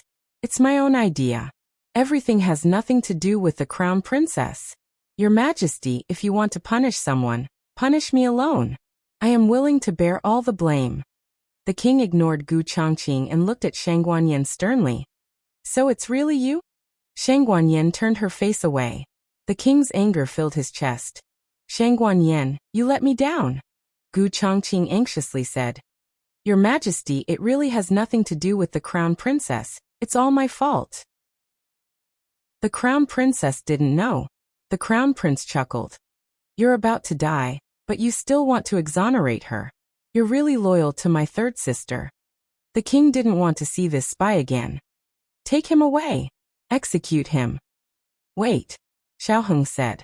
The king angrily looked at Xiaoheng. This matter has nothing to do with you, don't blindly meddle. Xiaoheng's tone was calm. Imperial grandfather, I just have a doubt. Didn't His Royal Highness the Crown Prince clamor to check his injuries? Why didn't he continue after dropping this secret letter? As soon as these words came out, everyone was stunned. It seems that they forgot to continue the examination. The main thing was that the evidence was irrefutable, plus Gu Chongqing himself indirectly admitted it, so it didn't matter whether they checked it or not. Xiaoheng walked step by step toward Gu Chongqing. Gu Chongqing's body dodged backward. Xiaoheng stretched out his hand, and Gu Chongqing violently broke free from the 2 embroidered uniform guards and hit Xiaoheng with his palm. Gu Jiao pulled Xiaoheng away with one hand and grabbed Gu Chongqing's lapel with the other, pulling it to the bottom. Gu Chongqing's bandaged chest was exposed. Gu Jiao didn't show any mercy and removed the blood-stained gauze as well. However, there was no wound on his skin. The blood on the gauze was fake. The Crown Prince was stunned. Wait, how could this be? Where's his injury? Xiaoheng had an expression of sudden realization. He turned his gaze to the Crown Prince and said bitterly, Uncle Crown Prince, you really put on a good show. If I hadn't noticed that something was wrong in time, I'm afraid you really would have been able to get away with it. You really put in a lot of effort to frame my mother. I didn't. The Crown Prince was completely stunned. He couldn't figure out what had happened. Where did Long Outyin's injury go? It couldn't be a different person. It was impossible. They had searched the state preceptor's hall, and there was no hiding place. What's more, this person looked exactly the same as Long Outyin. Even his voice was the same. How could it be a different person? Just as the Crown Prince's thoughts were running fast, Gu Chongqing suddenly came to the door. Using his internal force, he slammed the iron door shut. The state preceptor, Yi Qing Yuhi, and the others were all locked outside. In the secret room, only the king, Shangguanyin, Xiaoheng, Gu Jiao, Gu Chongqing, the Crown Prince, and the leader of the embroidered uniform guards were left. What are you going to do? The Crown Prince looked at Gu Chongqing vigilantly. Gu Chongqing evilly hooked up his lips. Master, don't you see it? This rotten old man doesn't have you in his heart. The person he loves the most has always been Shangguanyin. Shangguanyin used self-injury to frame you in the palace. Didn't he see the clues? But he still wants to side with her. He wants to protect her. Today the plan was exposed. With this rotten old man's endless bias, you won't be easily forgiven. Since that's the case, you might as well go all the way. Kill all of them. Then put the blame on Shang Guanyan's head. Xiao Heng seamlessly connected, not giving the crown prince a chance to speak. You're crazy. Do you want to kill the emperor? No. Unfortunately, Gu Chongqing didn't give him a chance to interrupt. So what? Take this. Gu Chongqing pulled out his long sword and stabbed at the king. The king was still immersed in the anger of that rotten old man. This bastard actually called him a rotten old man. The long sword stabbed into the king's body. The king was shocked.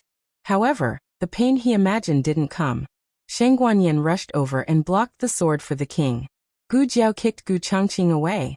The long sword was also pulled out from Shang Guanyan's body. Blood splattered everywhere, mercilessly splashing on the king's face. The king's whole body froze. He almost instinctively hugged Shang Guanyan, who fell in his arms. Shang Guanyan coughed up blood. The monarch crouched down with her in his arms and used his hand to cover her wound. She had been pierced through, and blood was gushing out of her back and chest. She could not stop it no matter how hard she tried. The king, who was calm, began to unconsciously panic. Yener. He hadn't called this name for more than 10 years.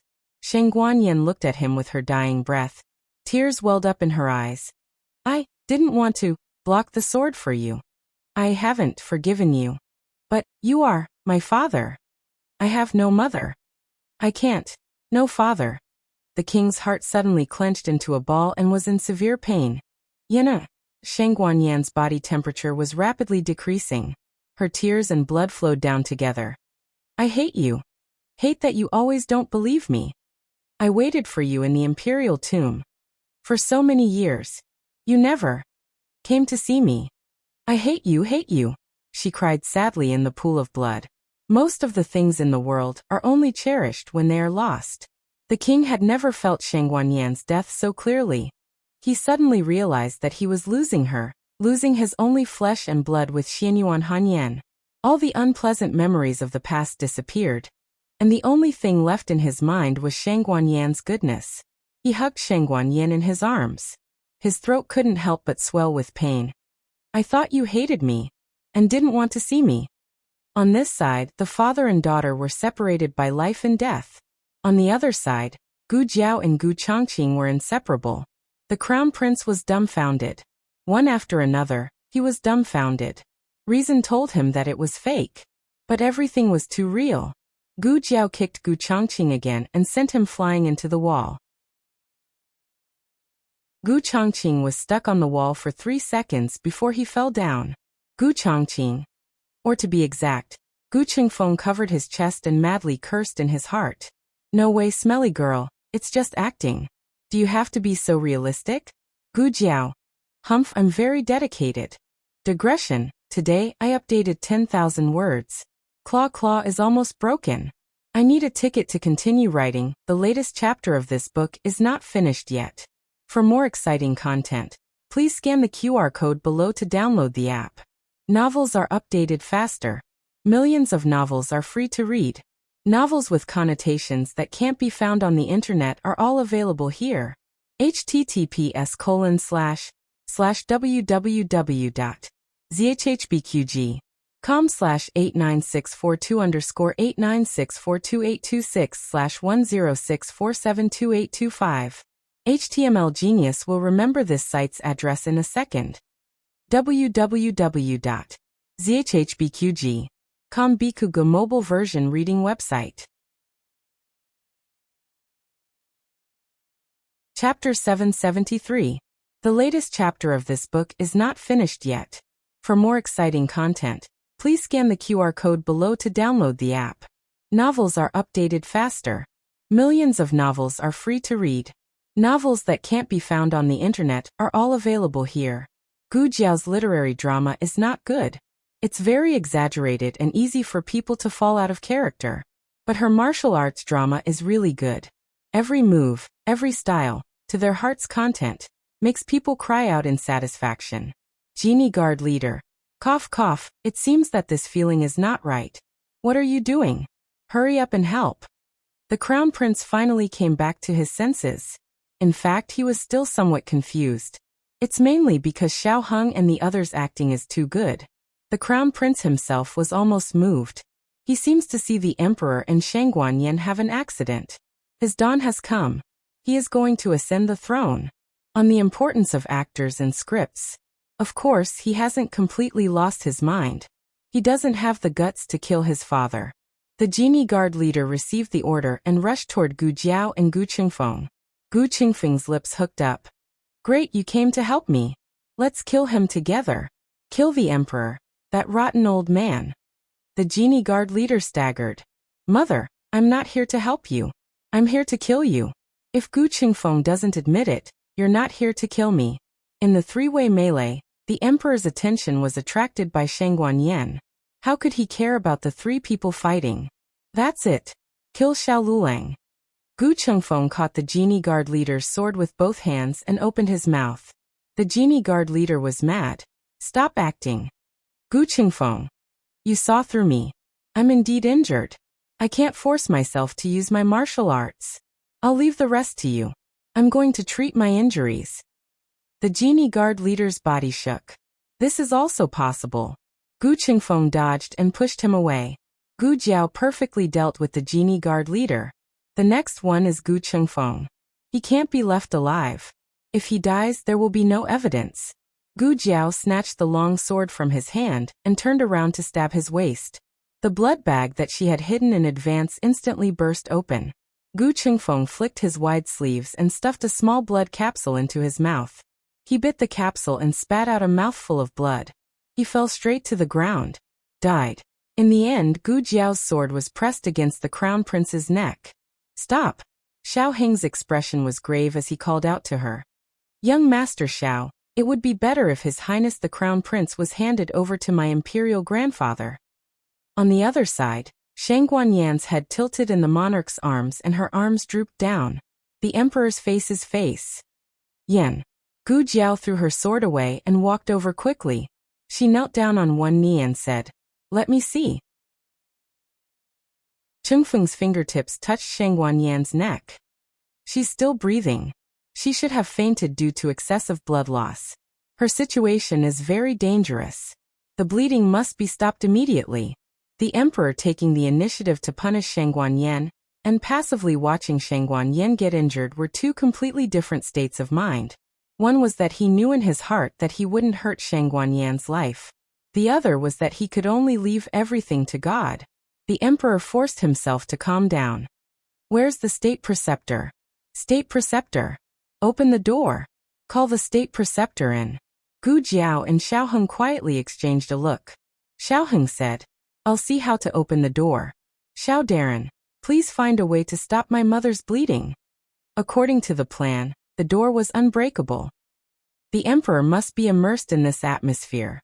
He must feel the anger of being betrayed by his son, the pain of being saved by his daughter, and all the debt he owed to his daughter. In this state of mind, the emperor could give the most impulsive punishment to the crown prince. Please give her to me, Gu Jiao said to the emperor. The emperor's hands trembled as he handed Shangguan Yan, who was covered in blood, to Gu Jiao. Gu Jiao put Shangguan Yan on the floor. My clothes are wet. It's inconvenient to treat the patient's wound. Your Majesty, please lend me your clothes. The emperor took off the bright yellow dragon robe and handed it to Gu Jiao without saying a word. He was even willing to give up his precious dragon robe. The monarch was really going all out this time. Gu Jiao didn't care about the emperor's dragon robe. The emperor must pay a big enough price for Shangguan Yan, so that it would be more unforgettable. Gu Jiao tore the dragon robe. Remember, Emperor of Great Yan. This is the evidence of your love for Shangguan Yan. When you recall it in the future, you must be moved by today's action. Hurry up and deal with the crown prince. The secret room was suffocating. State preceptor. How do we open this door? Can you open it from the outside? Xiao Heng stood behind the iron door and asked anxiously. In fact, the mechanism of the iron door was pulled by Gu Qingfeng. It was impossible to open it from the outside.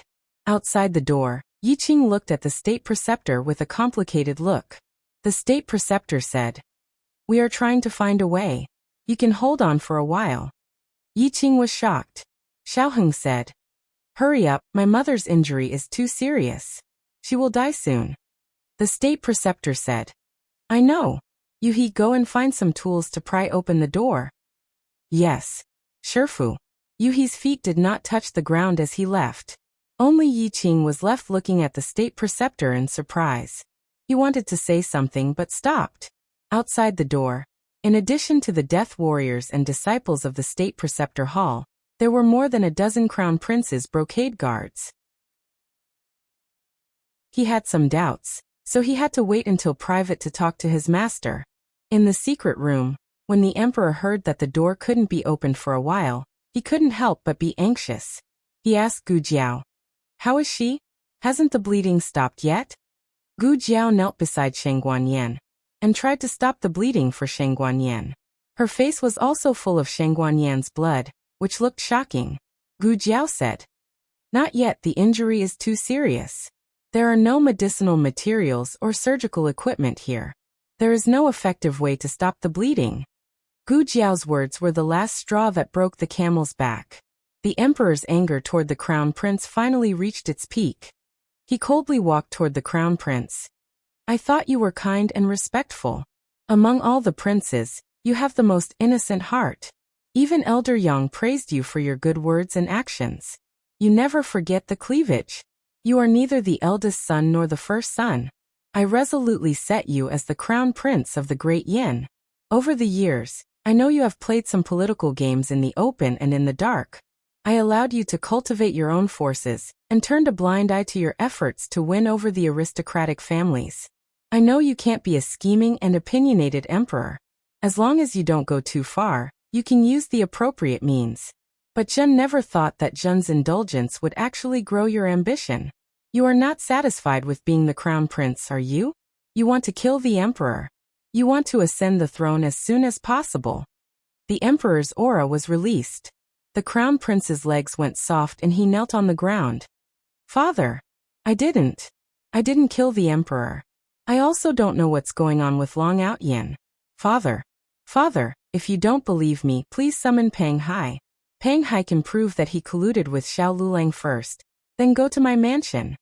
The emperor coldly pointed at the dead Gu Chengfeng on the ground. How can it be so coincidental that he met Xiao Lulang when he was being hunted? The crown prince was startled. The emperor flicked his sleeves and withdrew his hand. His words were like ice. "Do you really think I'm old and muddle-headed that I can't see through your little tricks? It was you who purposely led this person to save Xiao Lulang and let him get close to Xiao Lulang. He often came to the Imperial Preceptor Hall to visit Xiao Lulang. Coincidentally, Yin'er and Qing also lived in the Qilin Hall. Thus, there was a false impression that he was in close contact with the deposed crown princess and the emperor's eldest grandson. Your arrangements were really exquisite. Even the Imperial Preceptor Hall's disciple became your witness." The crown prince was simply stunned. Gu Jiao was also quite surprised. She couldn't tell that the emperor's imagination was so strong. Xiaoheng's talent in writing scripts couldn't have been inherited from his family, right? "Father, I really didn't. You must believe me. Today's matter was not done by me. I didn't know anything." The emperor obviously didn't believe him. Gu Jiao made an O sound. The Great Yin Emperor was really paranoid. However, speaking of which, if he wasn't paranoid, he wouldn't have destroyed the Xianyuan clan because of a mere prophecy or two. Everything in the world is a double-edged sword. The crown princess and the Xianyuan clan were once hurt by the emperor's paranoid nature. Now it's your turn. The heavenly law is good for reincarnation. The emperor looked at the crown prince in disappointment. He held back his monstrous anger and heartache. "Your virtue is unworthy of your position. You can even do things like killing your father and killing the emperor. It's my fault that I didn't see the big picture at that time. That's why your ambition grew day by day and reached a point of no return. Fortunately, it's not too late to set things right." Zhang Dequan. Xiaoheng turned around and said blankly, "Imperial grandfather, eunuch Zhang is not here." The emperor said without hesitation, "Then you record it." Xiaoheng nodded blankly. Yes. Imperial grandfather, please instruct me." The iron door was thick and heavy. It was soundproof, but for masters with internal force and strong five senses, it wasn't difficult to hear the conversation inside. When the emperor finished reading the last sentence, the crown prince's desperate cry came from the secret room. "Don't, imperial father." Yi Qing couldn't help but look at the state preceptor again. "What should I do? The door can't be pried open." "Huh? It's open. It's open." Of course it could be opened. Xiao Heng pulled the mechanism. He did it very carefully. In the eyes of ordinary people, it was Yu He who pried open the iron door. But Yi Qing clearly knew that this iron door couldn't be pried open with tools. The imperial grandson and Xiao Lulang thought that locking it from the inside would prevent them from breaking in, but in fact there was a main mechanism outside the iron door. A gentle pull could make the iron door collapse instantly. This was the main mechanism that only Yi Qing and the state preceptor knew. Yi Qing wanted to ask his master, why didn't he open the door? But in the end he didn't ask anything. He was his master's disciple. He only needed to believe in his master and follow his master. After everyone had entered the secret room, Gu Jiao said without changing her expression, "All of you can leave. It's not easy for her to move around. I'm going to stitch her up here. Your Highness Zhongsun, please go to my room and bring my medicine box over." "Okay," Xiao Heng said. "State preceptor." The emperor looked at the state preceptor. Gu Jiao was really worried that this guy would say, "Let this lord take a look." Then she would be exposed. The state preceptor said, "Your Majesty, let's leave first." When the emperor heard him say this, he didn't insist on letting the state preceptor treat her. After all, the last time Shang Guanyin was seriously injured, it was Xiao Lulang who pulled her back from the gates of hell. Xiao Liulang's medical skills seemed to be above the state preceptor. The group of people went out of the secret room. Xiao Heng took Gu Jiao's small medicine box and then went out of the secret room. He had a reason to stay inside, but it was safer for him to stay outside. First, to prevent someone from breaking in, and second, to deal with Gu Qingfeng's body. The emperor's eyes were about to crack, and his headache came again. Xiao Heng supported him and said with concern, "Imperial grandfather, you go to the side room to rest first. I will take care of things here." The emperor nodded and went to the side room diagonally opposite. Xiao Heng called his coachman and asked him to find a place to bury the body. In the secret room, Shang Guanyin fell asleep. In order to achieve the effect of excessive blood loss, Shang Guanyin took a little medicine, which can reduce the body temperature and weaken the pulse. The side effect is drowsiness. It's just that Gu Jiao didn't expect her to really fall asleep. How big is this person's heart? Shang Guanyin, hee, don't you need strength to cry? Gu Jiao first took away the blood bag and pork props from Shang Guanyan's body and changed her into dry clothes. Then she took out the small medicine box and put it in the groove on the wall. Today's matter was a trap from beginning to end. From the moment Gu Changqing was seriously injured and went to Gu Jiao, he decided to use his injury to do one last thing for Gu Jiao. He wanted to pretend to assassinate the crown princess and frame the crown prince. After all, everyone knew that he was the crown prince's aide, and he also participated in the selection as a Han family's child. Even if the crown prince wanted to say that he was a spy, no one would believe it. But after several people thought about it, they felt that there was a flaw in this method. Gu Changqing had entered and left the state preceptor hall, and the disciples of the state preceptor hall recognized him. Peng Hai also knew that Gu Changqing had saved Xiao Lulang. Gu Changqing met Xiao Lulang first, and then went to seek refuge with the crown prince. No matter how they looked at it, it was more like they had planted Gu Changqing as a spy in the crown prince's palace.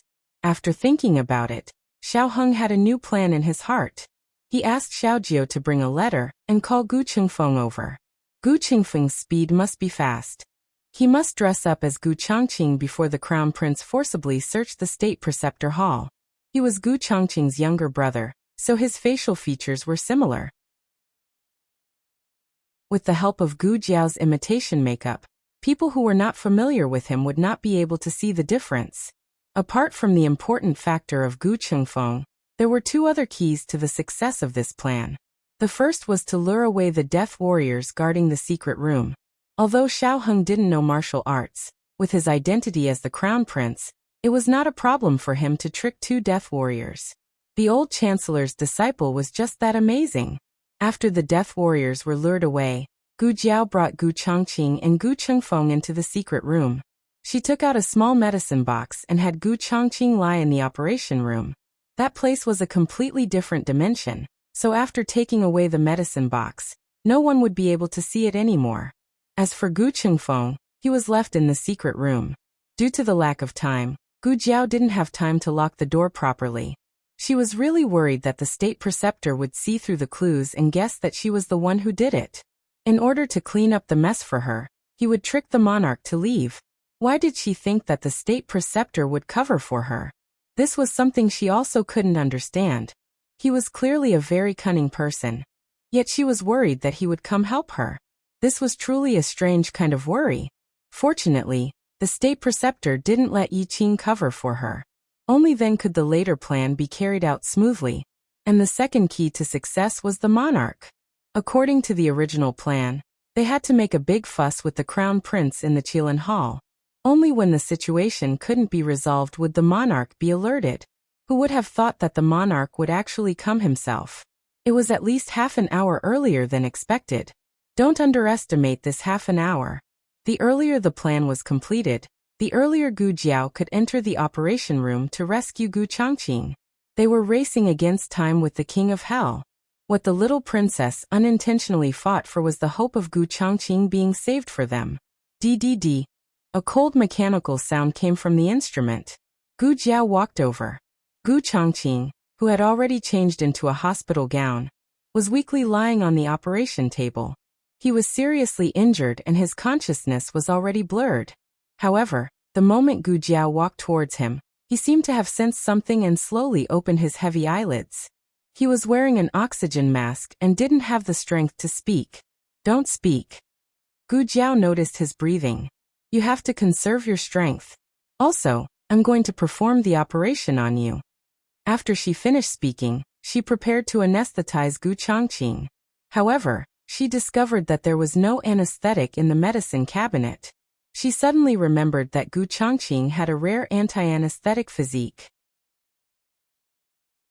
The small medicine box had already judged him, so it wouldn't prepare anesthetic for him. Last time at the border, she had to stitch him raw. However, it wasn't so serious last time. He was able to endure it. Gu Jiao suddenly felt that the scalpel in her hand had become heavy. It was as heavy as 1,000 pounds of gold. She took a deep breath and calmed herself down.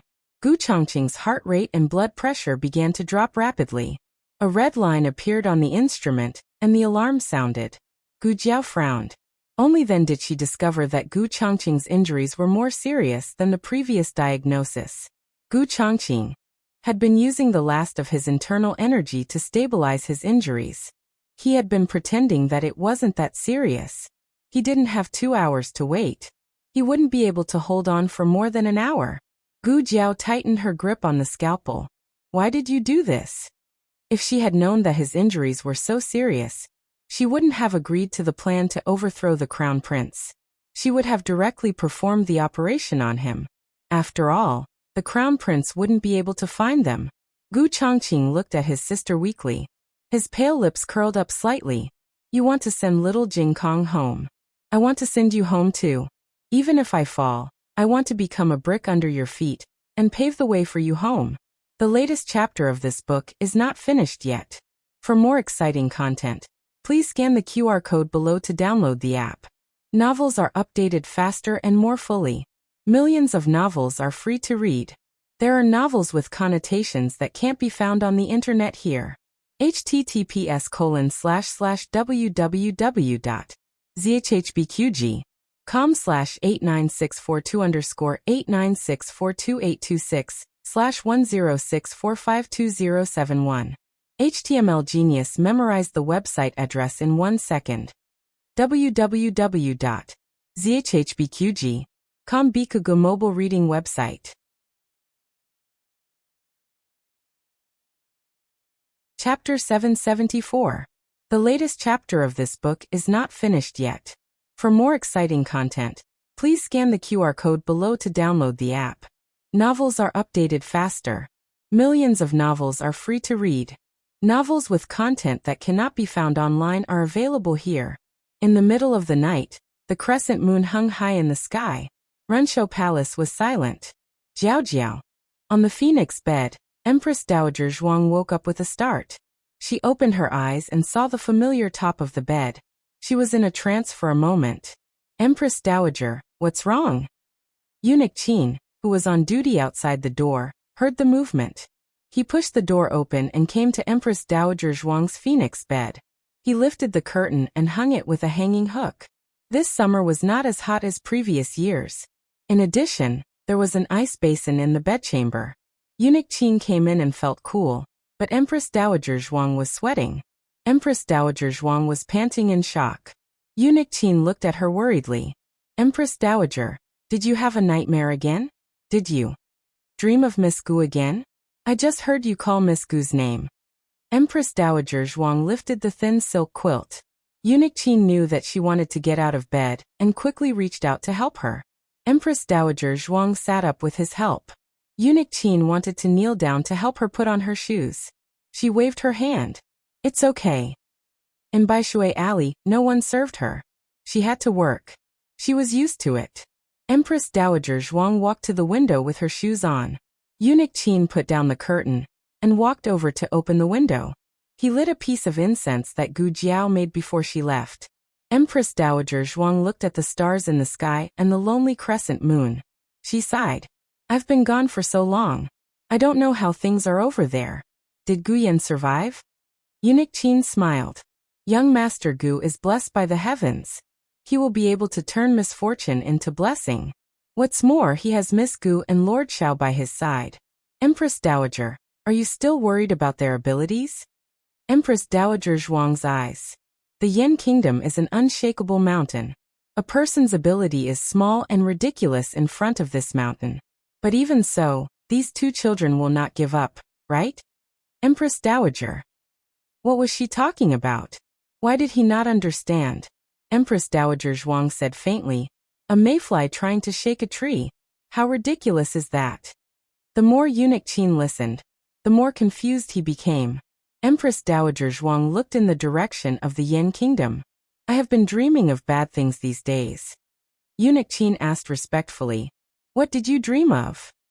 Empress Dowager Zhuang said with lingering fear, I dreamed that Jiao Jiao fell in a pool of blood on the land of the Yan Kingdom, and could never return to my side. Eunuch Qin hurriedly said, you're too worried about Miss Gu. What you think about in the day, you dream of it at night. What's more, dreams are the opposite of reality. Seeing blood in a dream, unexpected wealth in a dream. Empress Dowager Zhuang nodded thoughtfully. It seems that there is such a thing. Eunuch Qin smiled and said, how can I coax you? Empress Dowager Zhuang still stared into the distance. I remember telling you that before I was 16, I was the legitimate daughter of the Zhuang family. After 16, I was the Empress of the Zhao Kingdom.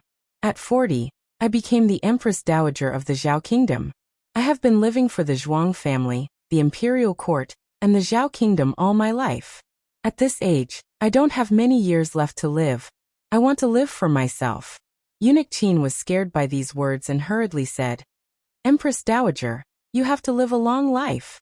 Empress Dowager Zhuang said calmly, I don't want to live a long life. I just want my Jiao Jiao back. Clearwater Alley. The old chancellor finished writing the last memorial and put it on the table with an ink stone. He took a deep breath and said, there should be no more, right? What should be explained has been explained clearly. But even if it was not explained clearly, it doesn't seem to be a big problem. I am not the only one in the imperial court. He was good at the study of thick black in the officialdom. When it came to dealing with people and things, he alone was better than thousands of soldiers and horses. But to help the emperor govern the country, he still needed someone like Grand Secretary Yuan. If I have neglected anything, old Yuan will naturally think it over for His Majesty. There is no need for me to worry about this. As the old chancellor spoke, he took out a bag that had been packed a long time ago from the cabinet. Finally, he picked up the document that took more than a month to successfully forge. Facing death calmly, he said, Ahing, Master has come to find you.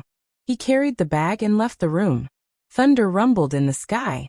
It seemed that it was going to rain. He had to quickly go to the relay station. The carriage had already been prepared there.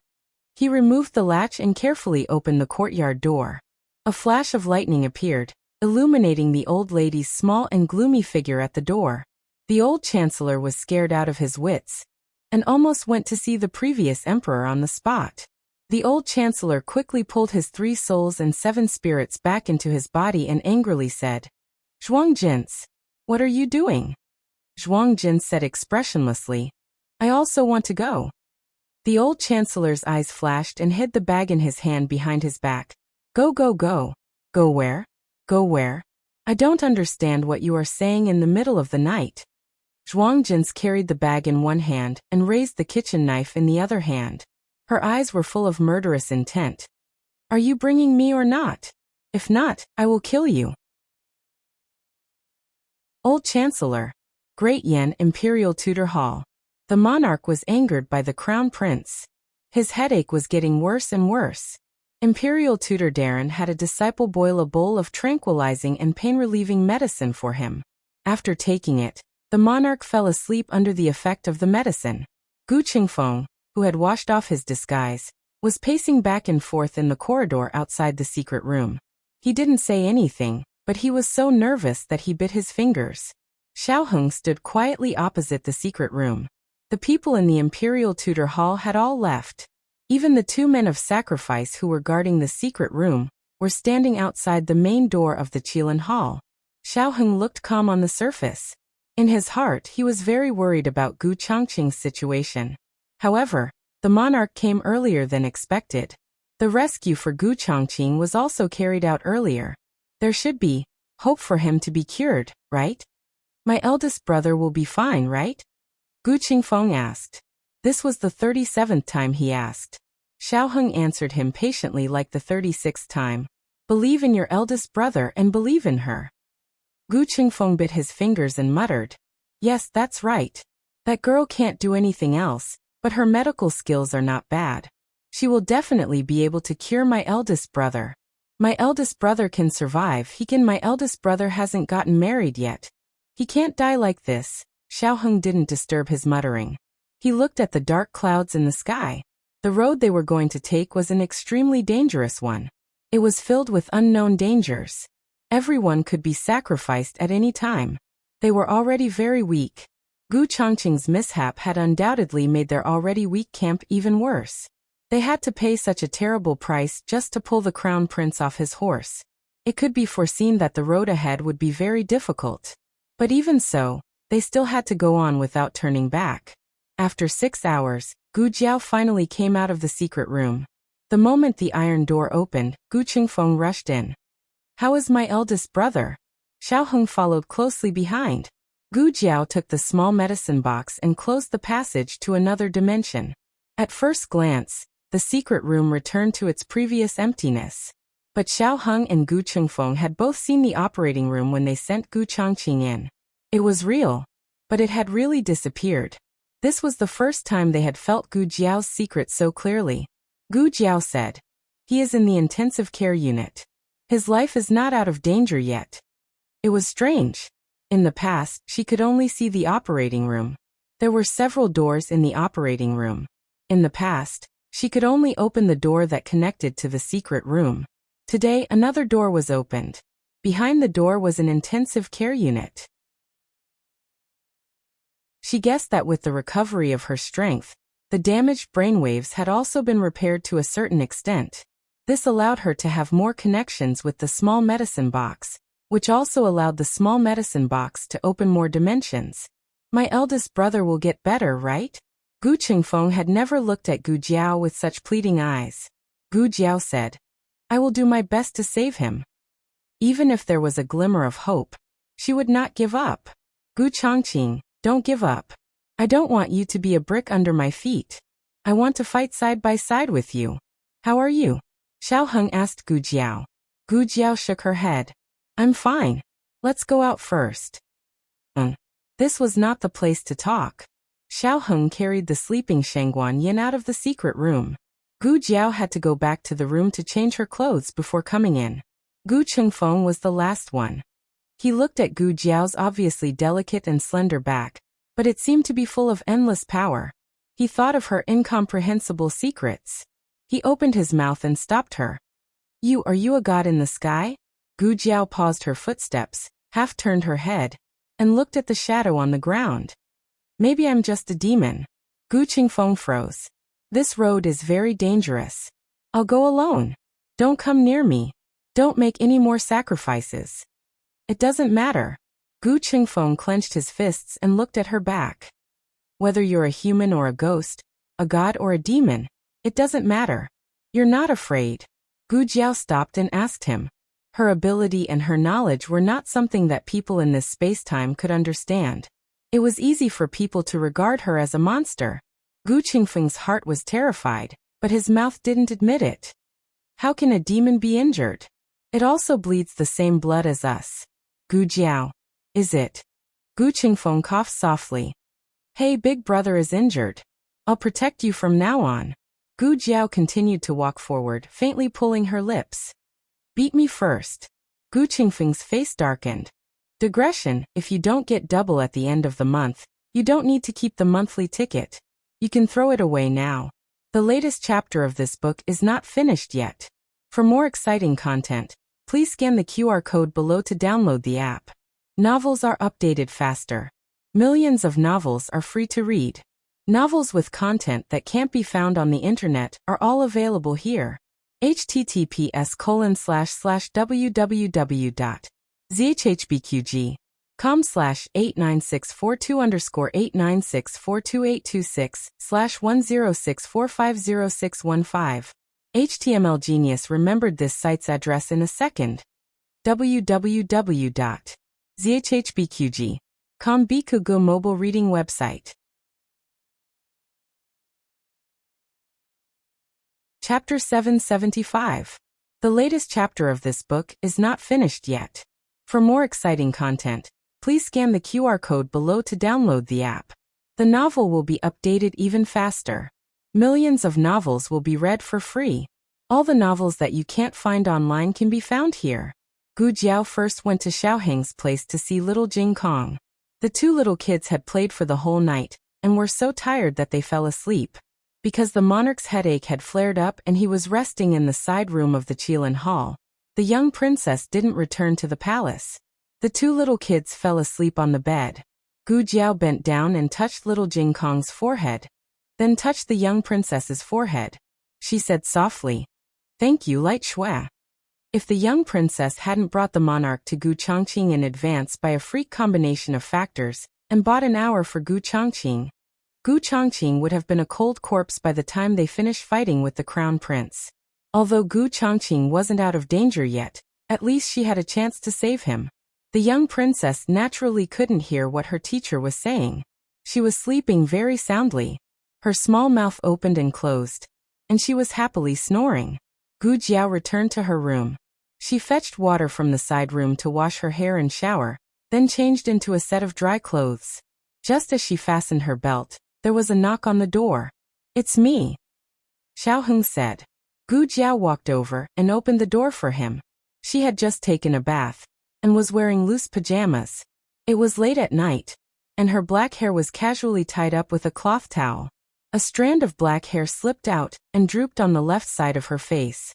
The black hair was as black as ink, and the water droplets on the ends of her hair seemed to be falling but not falling. Her skin was crystal clear and delicate, and the red birthmark on her cheeks was as beautiful as a peach. Xiaoheng really just came to see her, but this scene gave him a huge impact. His breathing stopped, and his throat moved. Gu Jiao lowered her head and looked at her clothes. She was wearing them very well. Nothing was exposed. Xiaoheng cleared his throat and forced himself to calm down. He handed her a bowl of hot ginger soup to cover up his gaffe. "The kitchen just made this ginger soup. You were drenched in the rain just now. Drink some to avoid catching a cold." "Oh." Gu Jiao reached out to take the ginger soup.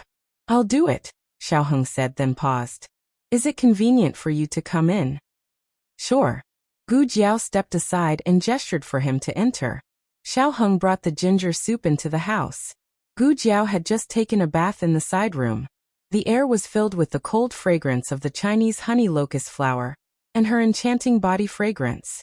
Xiao Heng had to expend a great deal of effort to prevent himself from being distracted. Gu Jiao opened the window. The rain had stopped, and the smell of moist soil and grass came from the courtyard. It was refreshing. Drink the ginger soup, Xiao Heng said. Okay. Gu Jiao walked over and sat down on the stool. She picked up the bowl and drank the brown sugar ginger soup. Did you add sugar? Didn't you? Xiao Heng's gaze swept over her flat stomach. He said calmly, Yes, I added a little. Gu Jiao's period was coming, but she didn't remember it. Gu Jiao said, Oh. Well, she remembered it again. Xiao Heng moved the stool and sat down in front of her. How's your injury? Gu Jiao reached out her hand. It's been a long time. Her injury healed very quickly. The flesh on her palm that was badly mangled by the rains had already scabbed and fallen off. She didn't feel anything during the operation. Your leg? Xiao Heng said again. During the day, her legs were so weak that she had to sit in a wheelchair. A person could stimulate infinite potential in a critical moment, but after that, she would feel twice as exhausted and weak. Gu Jiao looked at her legs that suddenly didn't listen to her. She frowned. It's fine if you don't say it. Now that you mention it, it's a little bit. Xiao Heng didn't know whether to be angry or laugh. He bent down and put Gu Jiao's leg on his lap. His slender fingers gently kneaded her leg. He rubbed it so comfortably that Gu Jiao couldn't help but squint her eyes in enjoyment. She was like a kitten that wanted to yawn after being stroked. Xiao Heng looked at her and smiled. He thought of something and stopped. Gu Jiao noticed his expression and asked, Do you have something to ask me? Xiao Heng thought for a moment and nodded. Indeed. I have some doubts. Gu Jiao said. It's about the operating room? Xiao Heng said. That's right. Gu Jiao could almost guess that what she showed today was beyond the knowledge of this time and space. It was a miracle that they didn't ask her on the spot. Gu Qingfeng couldn't help but ask when he entered the secret room for the second time. He was more powerful and had been holding back until now. What do you think? Gu Jiao asked. Xiao Heng thought of the sentence that he heard in the corridor. Gu Qingfeng asked if she was a god. He said, I almost thought that you were a fairy in the sky and used the magic of the 9 palaces in the sky. Gu Jiao smiled. It's actually not magic. It's science. Xiao Heng was slightly stunned and looked at her in confusion. Science. Gu Jiao chose her words carefully and said, There are many dimensions in the universe, and each dimension has its own space. Maybe there is a car in front of us, but because of the different dimensions, we can't see each other. Xiao Heng didn't quite understand. However, he had read an entire book of the Yen Kingdom and received a lot of knowledge in the field of mathematics that didn't belong to this time and space. Compared to Gu Qingfeng, who couldn't digest such information at all, his acceptance level was much higher. Can you tell me about it? He was full of curiosity. Gu Jiao said, Of course. Let me think about it. Where should I start? The difference between them was not their identities in 2 different time and space, but their philosophical and scientific worldviews. Gu Jiao decided to start with the origin of the universe, the Big Bang. She tried to omit those professional words and described a unique cosmic feast to him in a simple tone, as if she was telling a story to a baby. Even so, Xiao Heng still had a lot of things that he couldn't understand immediately. He secretly remembered it. He wasn't the kind of person who would deny the existence of something if he hadn't seen it.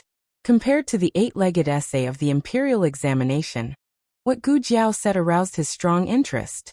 There are also people who don't agree with the theory of the Big Bang, Gu Jiao said. What do you think?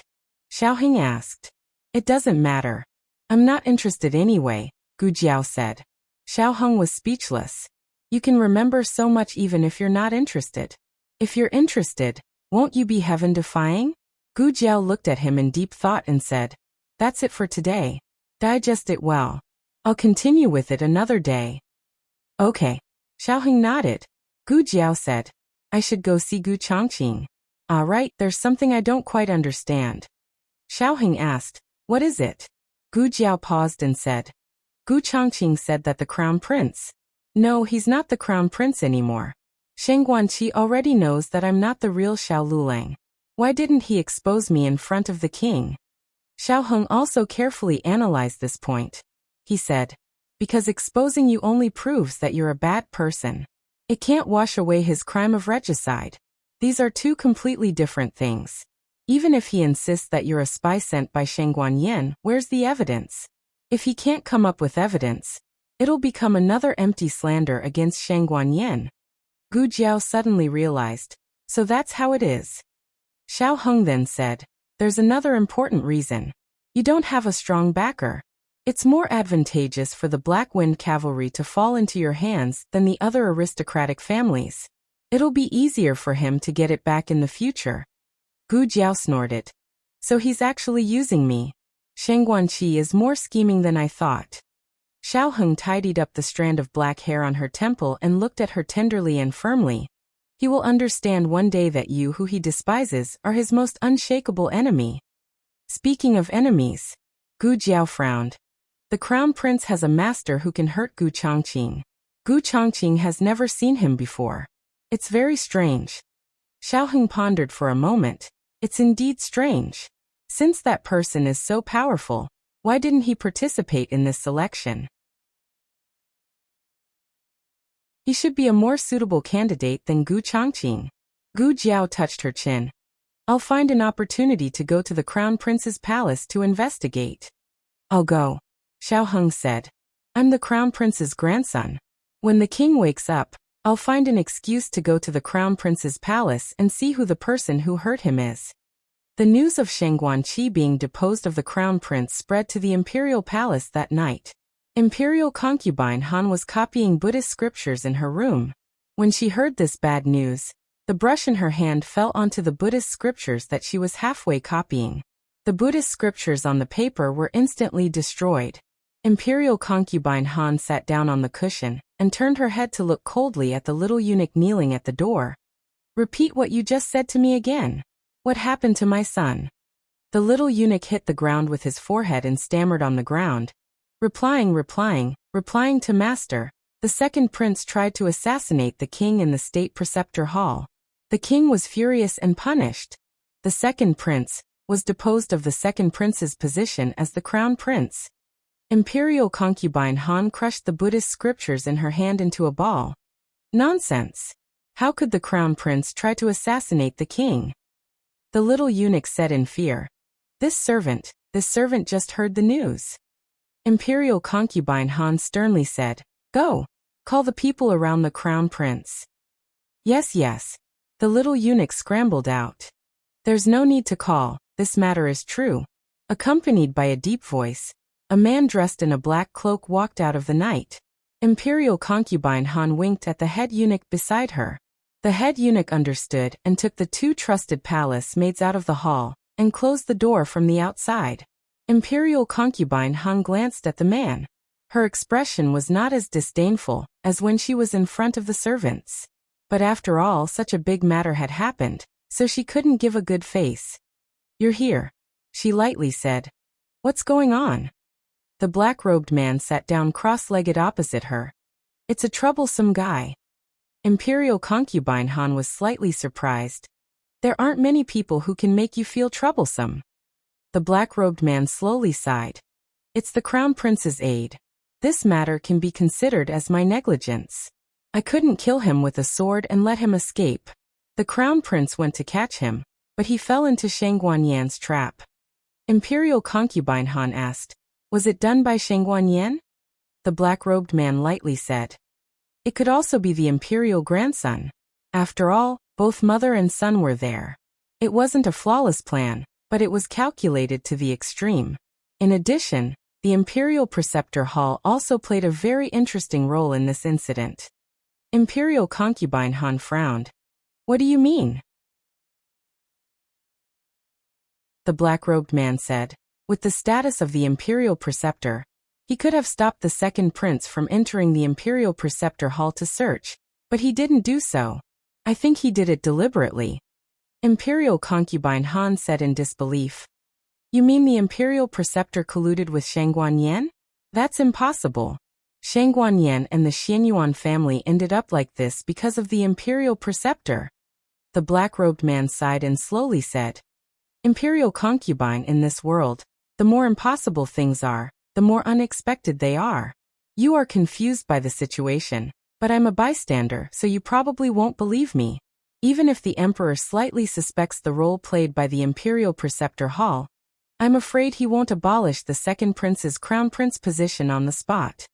After imperial concubine Han calmed down, she coldly snorted and said, So what?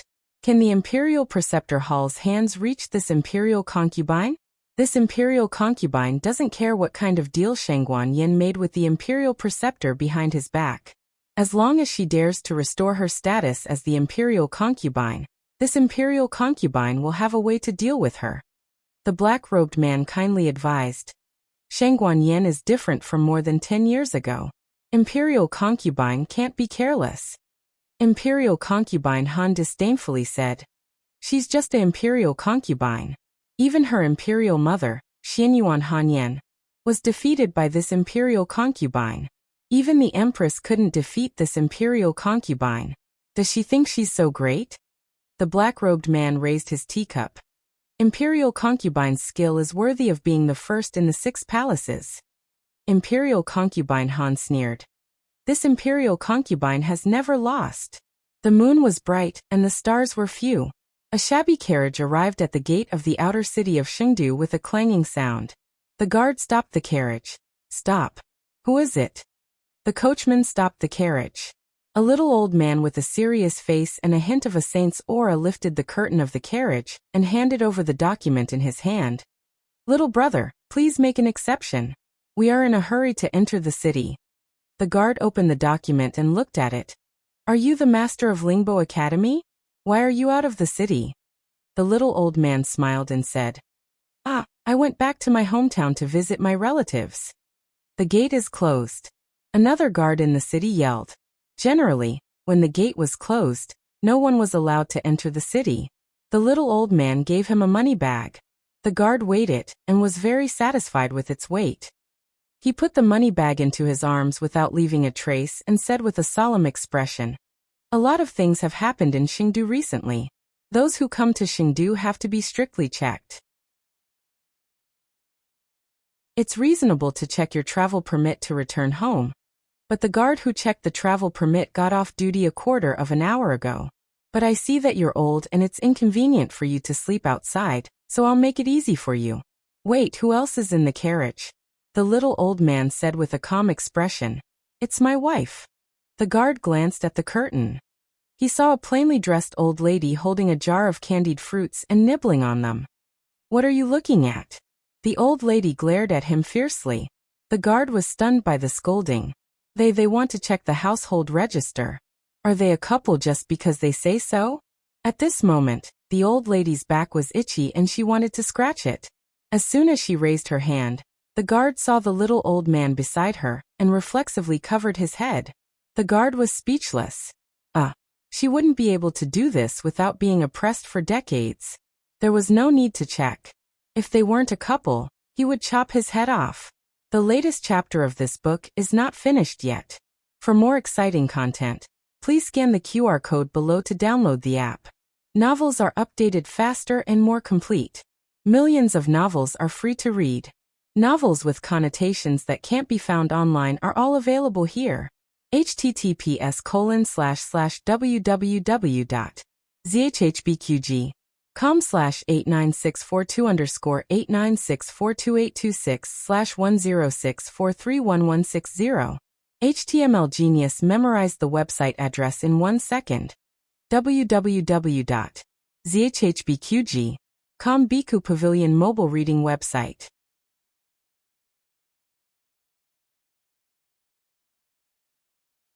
Chapter 776. The latest chapter of this book is not finished yet. For more exciting content, please scan the QR code below to download the app. Novels are updated even faster. Millions of novels are free to read. Novels with content that can't be found online are all available here. At this moment, Gu Jiao and Xiaoheng did not know that their great-aunt and son-in-law had already entered the city in a small broken carriage that was leaking wind and rain. After Xiao Heng returned to his room, Gu Jiao tied her already dry hair into a single bun on top of her head, and then went to the secret room. It had to be said that Xiao Heng's skills were very good. Her legs really were not as sore as before. Gu Jiao put the small medicine box into the groove, and changed into sterile clothes before entering the intensive care unit. The flow of time in the 2 dimensions was the same. 2 hours passed in the outside world and 2 hours passed in here. However, the place where the date was displayed on the major instrument seemed to be broken. Only the time could be seen. Right now it was 1:39 in the morning. Gu Chongqing wore an oxygen mask, and his body was covered in tubes as he lay on the bed without any temperature. The room was very quiet. Only the soft mechanical sounds of the instruments could be heard. Gu Jiao could clearly hear each of his heavy breaths, which were difficult and unable to exert any strength. That person's sword energy had shattered his internal energy. All of his internal organs had been damaged and half of his meridians had been broken. She had given him the best medicine, but it still could not guarantee that he would be out of danger. Beep. The door behind her opened. It was the state preceptor wearing sterile clothes who calmly walked in. "How did you get in?" Gu Jiao asked. She clearly remembered that she had locked the metal door from the inside. "The door can be opened from the outside," the state preceptor said as he walked in front of the bed. If it could be opened from the outside, then did he deliberately not come in during the day to interrupt the king's punishment of the crown prince? This guy was really strange. He was clearly one of the perpetrators of the Xianyuan family, but he repeatedly helped her, someone related to the Xianyuan family. The state preceptor looked at the unconscious Gu Chongqing and said, "Go rest. I'll guard here tonight." Gu Jiao did not move. Perhaps the state preceptor had sensed Gu Jiao's distrust towards him, so he slowly opened his mouth. "He came to look for me because of you." Gu Jiao's eyes flickered. The state preceptor continued, "He came to the Yin Kingdom to cure your illness. It's not your fault that he became like this. You don't have to blame yourself. You've also risked your life for him." As he spoke, he turned to look at Gu Jiao. Coincidentally, Gu Jiao was also looking at him. Gu Jiao's eyes were full of confusion. She obviously didn't know what he was talking about. The state preceptor then said, "When we killed the heavenly wolf at the frontier of Zhao country, the heavenly wolf was killed. You knew that you were no match for Sirius, but you still wanted to get rid of this #1 enemy for Gu Chongqing. In the end you almost died in the hands of Sirius and even contracted the plague." Gu Jiao retracted her gaze and stared at Gu Chongqing. She whispered, "Why did he even tell you this?" The state preceptor explained with a good temper, "I need to know your past, the people and things you came in contact with before, and after every time you lost control. The more detailed, the better. In this way, I can give the most accurate diagnosis." Gu Jiao asked, "Have you diagnosed it?" The state preceptor shook his head. "No, your situation is very complicated and special. But..." He paused when he said this. "But what?" Gu Jiao looked at him. The state preceptor said, "I've met a few people who are similar to your situation in some aspects." Gu Jiao said, "Why do you speak in such a roundabout way?" The state preceptor coughed softly. "It's a little similar to your situation, but not exactly the same. They will also lose control, mostly when fighting. The reasons for losing control are different. Some are provoked by anger in their hearts, and some are in a life-threatening situation.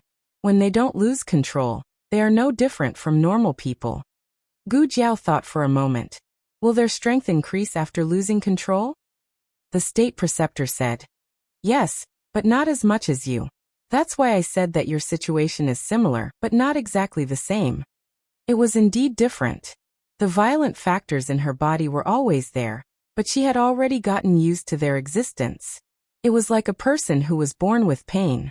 It was normal for him to feel pain. Blood would induce her to lose control and make her suffer more. But after so many years of training, she had already controlled it very well. The uncontrollable situation was in battle. Blood, struggle, death, all the unfavorable factors added together would urge her to lose control. The state preceptor said, "I've been studying why those people lost control in the first place. I found that they were not born like this. It was all after they were poisoned. You've seen Fifth Han. What do you think of his skills? Gu Jiao said to the point. Not bad. Wait, he can't be one of them, right? The state preceptor said. He's the most normal one. He almost never loses control. The reason why I included him is because his internal strength increased sharply after he was poisoned. The price was aging. Gu Jiao touched her chin. So this is the reason why his hair turned white at such a young age. What kind of poison is so powerful? The state preceptor shook his head. I'm not sure. I haven't found out. The rest of them have lost control at least 3 times. These people are all very powerful experts. Among them, there are 2 people who are the most dangerous. He used the word dangerous. With his current status, it was definitely not an ordinary level of danger to describe them like this. Gu Jiao licked her lips curiously. Who? The state preceptor said faintly. I don't know their real names. I only know their code names. One is Hun, the other is Shirtian. What an amazing name. Even my Xiongbatian is weak in comparison. The state preceptor saw her bitter and vengeful look. How would he know that she was fussing about their code names?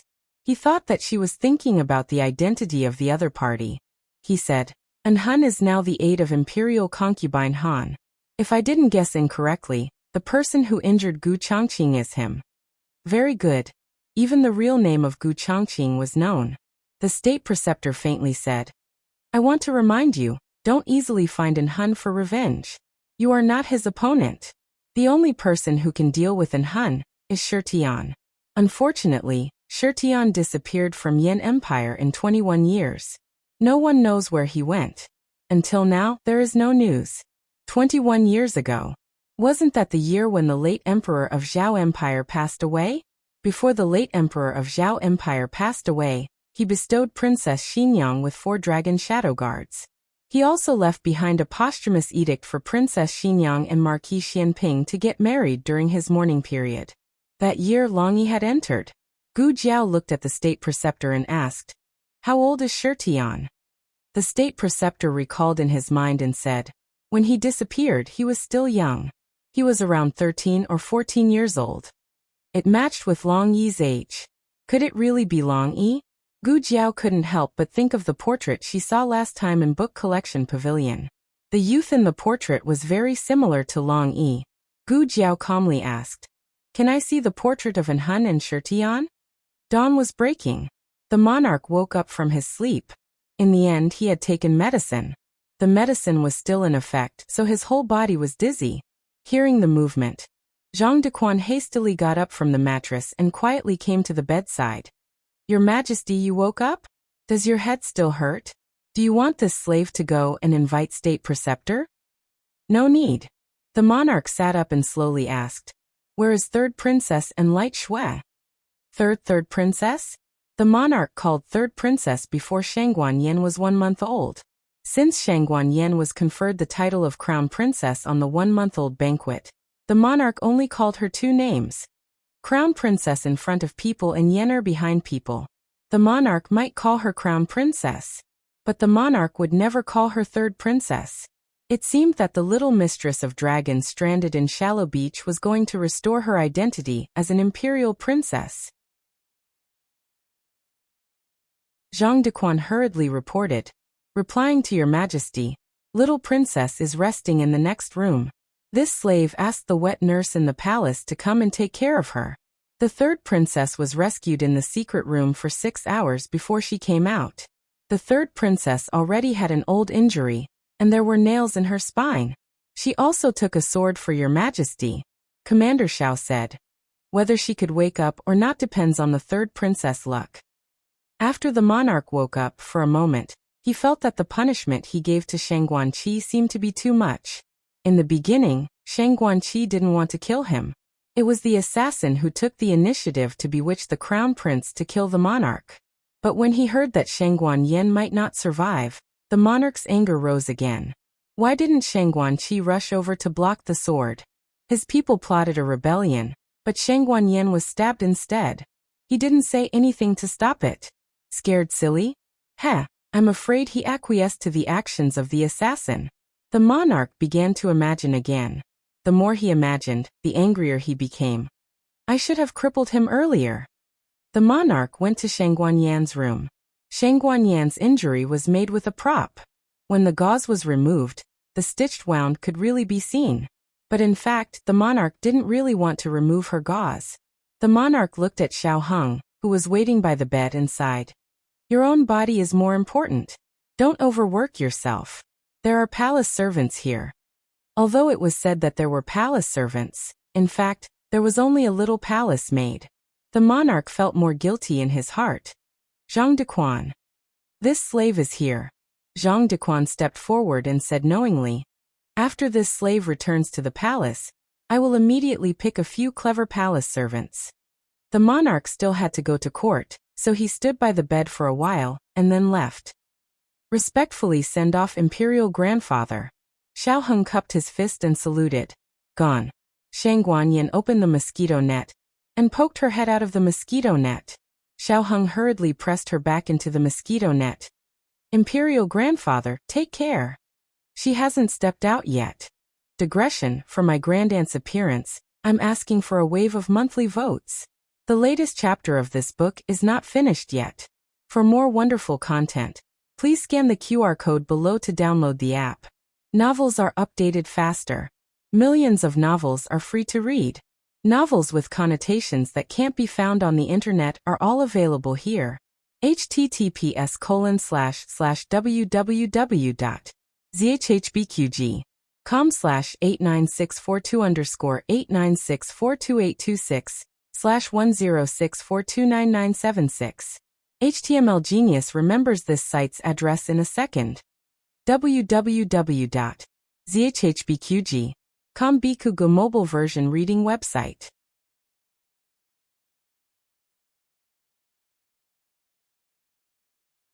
Chapter 777. Please scan the QR code below to download the app for more exciting content. Novels are updated faster. Millions of novels are free to read. There are all kinds of novels that can't be found on the internet. The monarch turned around. Xiao Heng smiled. He was smiling too much. He changed his state in a second. He was so weak and pale that he couldn't smile. Take care of yourself. Okay. The monarch nodded with a complicated expression. He put his hands behind his back, and led Zhang Dequan and the wet nurse who was holding the little princess out of the Kailan Hall. Gu Jiao stayed in the intensive care unit until dawn. She sat on the chair and fell asleep by the bed in the middle of the night. When she woke up, the state preceptor was gone. 2 men of sacrifice were guarding the iron gate again. They didn't react much when they saw Gu Jiao come out. What did the state preceptor say to you? Gu Jiao asked them. One of them said, the state preceptor said that no one can enter except for him and Mr. Xiao. Gu Jiao nodded and muttered to herself. That's more like it. Xiao Heng opened the door and walked to Gu Jiao. Are you tired? I asked someone to make porridge. Go and have some. Okay. Gu Jiao walked to his room with him. Where's Jing Kong? The 2 men of sacrifice were behind them. Xiao Heng said carefully. He went to school. His sister came to pick him up. He was telling Gu Jiao that little Jing Kong was safe with Gu Chengfeng. Gu Jiao was relieved. She went to Xiao Heng's room to have a bowl of porridge. Although the summer was hot, she was exhausted. She still had a good appetite. She ate a big meat bun. Where's the little princess? She asked. Xiao Heng said. She went back to the palace with the monarch. Also, the monarch seems to have restored my mother's identity as the empress. Xiao Heng didn't go to the imperial court, but the monarch called Shang Guanyan the 3rd princess this morning. It must be true. Gu Jiao nodded in satisfaction. That's great. After paying such a huge price, it wasn't just to depose the crown prince. First, she would restore her status as the empress. The next step would be to scheme for the position of the crown princess. Speaking of this, Gu Jiao suddenly remembered the conversation with the state preceptor in the ICU in the middle of the night. She took the handkerchief, wiped her mouth, and said to Xiao Heng, you don't need to find an excuse to go to the crown prince's mansion. I already know who stabbed Gu Changqing. He's Imperial Concubine Han's advisor, a very powerful expert. People call him An Hun. An Hun? Xiao Heng muttered. She didn't understand what he was saying, but it sounded impressive. Did the imperial tutor tell you? He asked. Yes. Gu Jiao nodded. He also told me about 5th Master Han's secret. 5th Master Han's hair turned white because he was poisoned and aged prematurely, but it also increased his power. Xiao Heng was puzzled. Premature aging. Increase one's power? So strange. In the end, what kind of poison is it? Gu Jiao shook her head. I don't know. Later, I'll find an opportunity to ask Madame Nan. But I think, Qi Xian has been in Han family for so long, but he still hasn't cured the poison in Han Xi's body.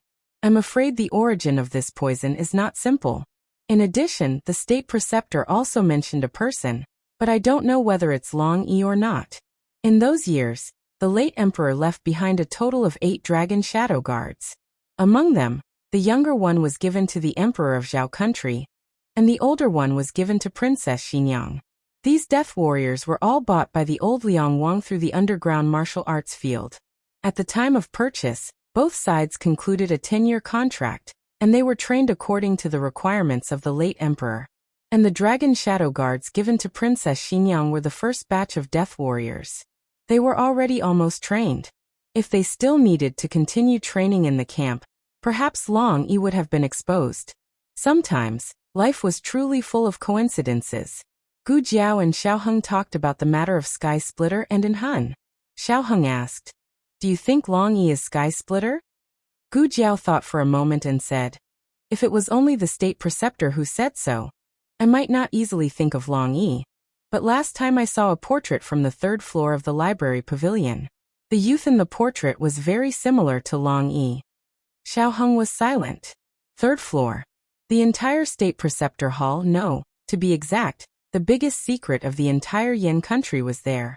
If the person in the portrait was really Long Yi, then Long Yi really had a great origin. After a quarter of an hour, Gu Jiao was taken to the 3rd floor of the library pavilion by Yi Qing.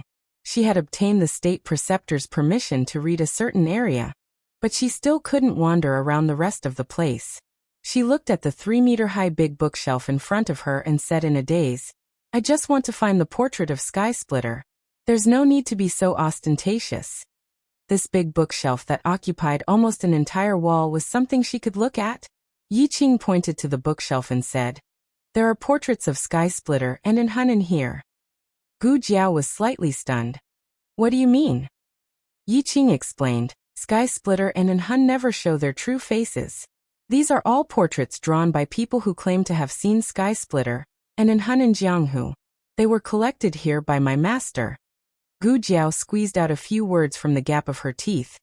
"This so many? How long do I have to look at them? How about I draw it for you directly, and you help me identify it?" Yi Qing said again, "We have never seen Sky Splitter, you can only identify it yourself." "What the F***ck am I trying to identify?" "So even if I see the portrait of Long Yi, you can't be sure that he is Sky Splitter, right? Father and son killing each other was a scandal. If this kind of thing happened to the Emperor of Zhao country, the Emperor of Zhao country would definitely adhere to the concept of family scandals not being aired in public. He would suppress the news airtight, and then find another reason to punish the crown prince. The Emperor of Great Yin was different.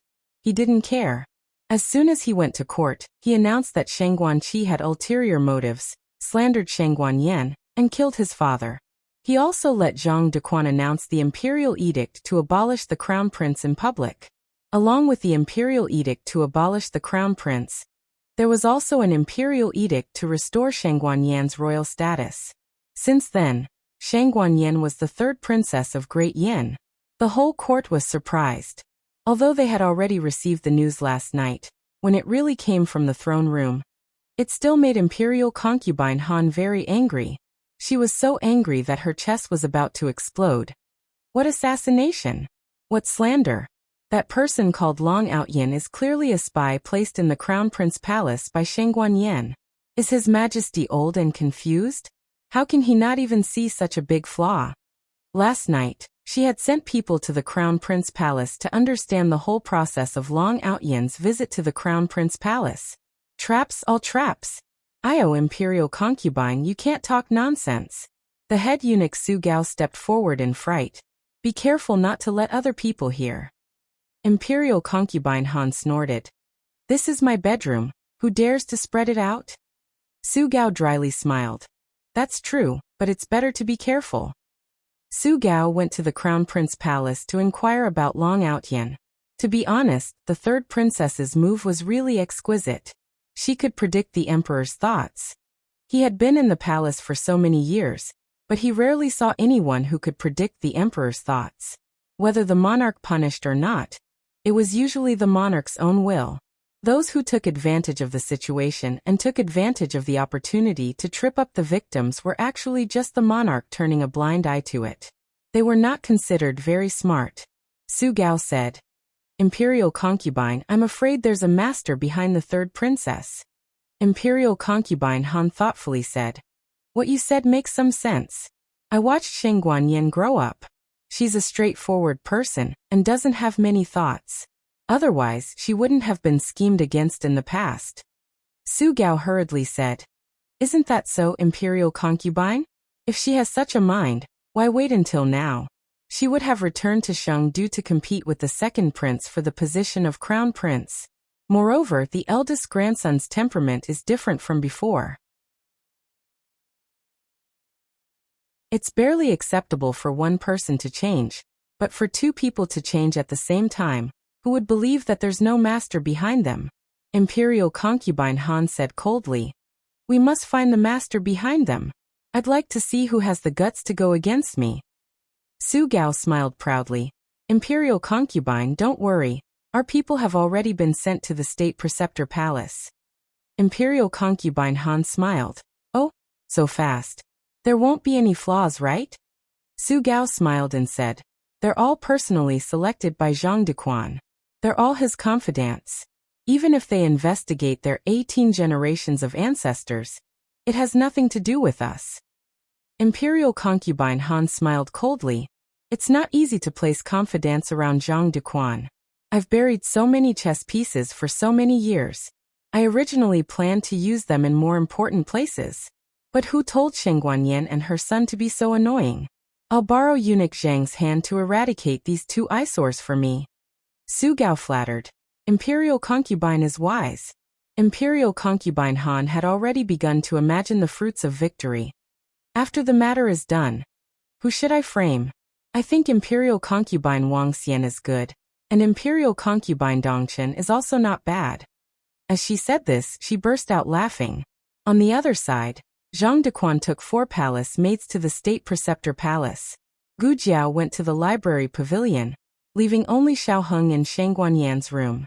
Zhang Dequan respectfully bowed to Xiao Heng, who was sitting in his seat. Your Highness Zhang-sun, the few palace maids outside are selected by this slave. They're nimble, diligent, and clever. Let them serve the third princess and your Highness Zhang-sun first. Your Highness Zhang-sun, please rest assured that their background is very clean. I know, Xiao Heng said. Zhang Dequan smiled. If there's nothing else, this slave will return to the palace first. Xiao Heng nodded. After Zhang Dequan left, Xiao Heng opened the curtain and looked at Sheng Guanyin, who was sitting cross-legged on the bed holding half of a watermelon and eating it with a spoon. Can Zhang Dequan be trusted? Sheng Guanyin ate a spoonful of watermelon ball. Oh, he's not bad. Xiao Heng said. So those people outside can stay? Sheng Guanyin thought for a moment. Keep them first. Zhang Dequan is the only person in the palace who won't harm me. Lingbo Academy. A carriage stopped in the alley diagonally across from it. This alley was originally for the students of the academy to park their carriages. Because this carriage came first, it occupied the first position. Arriving here, the coachman's task was completed. The old chancellor gave him the fare. The coachman took his reward and left with satisfaction. The old chancellor and Empress Dowager Zhuang sat in the carriage and waited. Are you sure we should wait here? Empress Dowager Zhuang asked. The old chancellor said. Jing Kong is attending classes at Lingbo Academy. When he finishes school, Aheng will definitely come to pick him up. Aheng will come even if I don't come to Jiaojiao. Summer in Yin country was hotter than in Zhao country. In addition to today's particularly hot weather, the carriage was baked into a steamer not long after. Empress Dowager Zhuang became a small steamed shrimp, sweating like rain. She leaned against the wall of the carriage, feeling hopeless. Didn't it just rain at night? How come it didn't cool down for long before it became hot again? The old chancellor picked up a fan and fanned her. He was also sweating profusely. Yin country is really hot. I don't know if the children can handle it. Empress Dowager Zhuang did not even have the strength to speak. She felt as though she had caught a heat stroke. Her legs went soft and she collapsed in her seat. The old chancellor saw that she was so hot and could not bear it, saying, "There is a tea shop next door. You go to the tea shop to drink some tea. I will wait here." Empress Dowager Zhuang glared at him and weakly said, "Does drinking tea not cost money?" Things in Yin country were so expensive. The children definitely did not have enough money to spend. She needed to save for Jiao Jiao. Of course, there was another important reason. She needed to see Jiao Jiao as soon as possible. Although it might not be Jiao Jiao that came to pick up Jing Kong. The two waited from morning until afternoon. It was so hot that they lost their temper. Finally, Lingbo Academy began to dismiss classes. Students wearing the academy's uniform walked out of the academy in high spirits. Empress Dowager Zhuang looked around anxiously. "Why don't I see any children? Go and ask around. Has the prodigy class ended?" The old chancellor went. However, since the young commandery princess had been kidnapped near the academy's vigilance had increased a lot. They were vigilant against strangers who came to inquire about information, especially about the prodigy class. The guard said sternly, "You are not allowed to inquire about the academy. If you don't leave, I will report you to the officials and arrest you." There were more officials patrolling nearby. The old chancellor was an unregistered citizen. Naturally, he could not fall into the hands of the officials. He wanted to say that he was a family member of a student. However, he looked down at his shabby appearance and swallowed the words that were on the tip of his tongue. Along the way, in order not to be remembered by thieves, they dressed very poorly. Their clothes were the plainest and their carriage was the worn out. The old chancellor planned to go to the nearby shop to ask around. As soon as he turned around, he heard the guard say to his companion, "Keep an eye on that old man." The old chancellor's mouth twitched. Was he being treated as a thief? What was wrong with the Academy of Yin country? Since he did not get any information, he could only wait honestly. "Don't worry. I have inquired at the inn. After school. This is the only door that can be used after school. Jing Kong will definitely come out from it. Don't interrupt. Go away." Empress Dowager Zhuang pulled his face away ruthlessly and stared at the gate of Lingbo Academy. Finally, God did not disappoint the faithful. A 10-year-old child came out. Her eyes lit up. The prodigy class is over. The prodigy class was indeed over. However, little Jing Kong and the young commandery princess were always the slowest. They received so many books that Master Lu doubted life. The young commandery princess said to her classmate, "Jing Kong, come to my house to play today." Little Jing Kong asked, "Where is your house?" "Well, over there." The young commandery princess pointed in the direction of the imperial palace, which she thought was the imperial palace. "I have played at your place so many times, but you have never played at my house." Little Jing Kong thought it was reasonable. "All right, but I have to inform Teacher Cheng first. He had tutoring with Master Cheng after school today. However, in his opinion, he could ask for leave for tutoring since he did not really want to go anyway." The two little kids carried their bags and went to Master Cheng to ask for leave. The young commandery princess put her hands on her hips and stared at Master Cheng fiercely. Master Cheng did not dare to disagree. Just now, someone was asking when the prodigy class would end. I wonder if there are thieves after the princess. For safety's sake, let's go straight to the academy to pick up the young commandery princess. Yes. A carriage that looked ordinary but was actually very luxurious drove into Lingbo Academy with special privileges granted by the emperor. It stopped directly at the gate of the prodigy class. For imperial masters stood in a row. The wet nurse got off the carriage and took the young commandery princess's bag. "Young commandery princess, we should go back." the young commandery princess said. Today I want to invite Jing Kong to my house to play. The wet nurse smiled. If the young master's family is okay with it, of course. No problem, no problem. Little Jing Kong made his own decision. After all, he was not a bad brother-in-law. Brother Chengfeng could not control him. The two little kids got on the carriage. 2 of the 4 imperial masters sat in the carriage while the other 2 rode on horses on both sides of the carriage. The old chancellor looked around the alley. The carriage passed by him. After another hour, the last student came out of Lingbo Academy. The guards of Lingbo Academy began to close the gate. The old chancellor was shocked. Hey, what happened? Why did they close the gate? He looked back at Empress Dowager Zhuang in the carriage. Did Jing Kong just come out? Did you see them? No, Empress Dowager Zhuang said. She was old, but she was not blind. She was very sure that she did not miss anything. The old chancellor said suspiciously. Could it be? Jing Kong did not go to school today? Could it be that something happened to them because they did not come to Lingbo Academy? Empress Dowager Zhuang said coldly. Shut up. The old chancellor shut his mouth resentfully. Dark clouds started to roll in the hot and humid sky. It looked like it was going to rain. The old chancellor said. Why don't we find an inn to stay first and come back tomorrow? Empress Dowager Zhuang said. The gate is not closed. There is still a gap. Let's wait for a while. The aroma of meat fried with garlic floated from the restaurant next door. The old chancellor was hungry. Only then did he remember that they had been waiting for someone, and had not eaten anything for a whole day. He was hungry. Since Zhuang Jins was so greedy, she must be hungry too. I will go and buy something to eat. As he spoke, he touched his shriveled money bag and coughed lightly. He said to Empress Dowager Zhuang, I have used up my travel expenses. He had spent all his money along the way. Empress Dowager Zhuang held the bag in her arms vigilantly. For Jiao Jiao. Not a single coin could be spent. The old chancellor had no choice but to search his pockets. Finally, he found 2 knife coins that had fallen into the broken compartment of his sleeve. He was lucky. Usually, 2 knife coins could only buy 1 steamed bun. Today it was going to rain. The boss was in a hurry to close the stall, and gave the last 2 steamed buns to the old chancellor.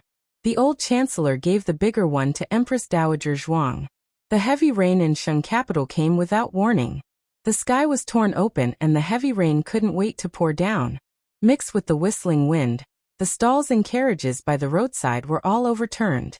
The old chancellor held the remaining half of the steamed bun in his mouth, and hurriedly pulled the window tight.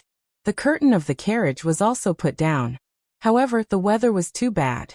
The curtain of the carriage was blown apart, and the heavy rain poured into the carriage mercilessly. The old chancellor hurriedly stood up and planned to use his thin and weak body to block the wind and rain.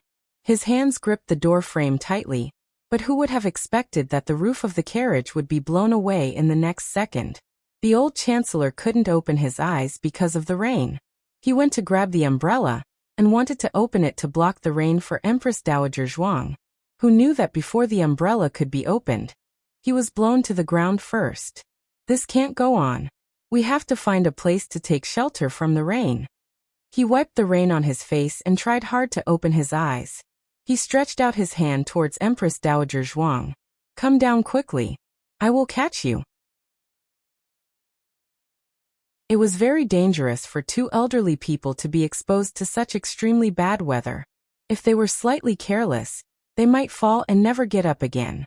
Empress Dowager Zhuang's eyes had long been unable to open, so she naturally couldn't see the hand that he stretched out. She hugged the bundle in her bosom with one hand and grabbed the wall of the carriage with the other hand, moving down with difficulty step by step. She slipped and the all-powerful Empress Dowager of Zhao country sat in a puddle in a sorry state. The old chancellor asked loudly, Are you all right? Empress Dowager Zhuang protected the bundle in her bosom. I'm fine. She tried to stand up but fell back a few times. The old chancellor spent a lot of effort to finally walk close to her. The old chancellor stretched out his hand to grab her arm. He had just pulled Empress Dowager Zhuang up, and before they could stand firm, the 2 of them fell to the ground with a plop. At this moment, A beggar in his early 20s suddenly rushed over from behind the two of them. He snatched the bundle in Empress Dowager Zhuang's hands and ran away. Travel expenses. Empress Dowager Zhuang's gaze turned cold. That was the money she brought for Jiao Jiao. She scrimped and saved along the way, and didn't spend a single banknote. In the end, it was snatched by a little thief. Empress Dowager Zhuang was angry. She didn't know where she got the strength. She didn't care about the bruises on her body and picked up the stick on the ground and threw it at the little beggar. Aya! The little beggar was hit by the stick and fell into the rain with a plop.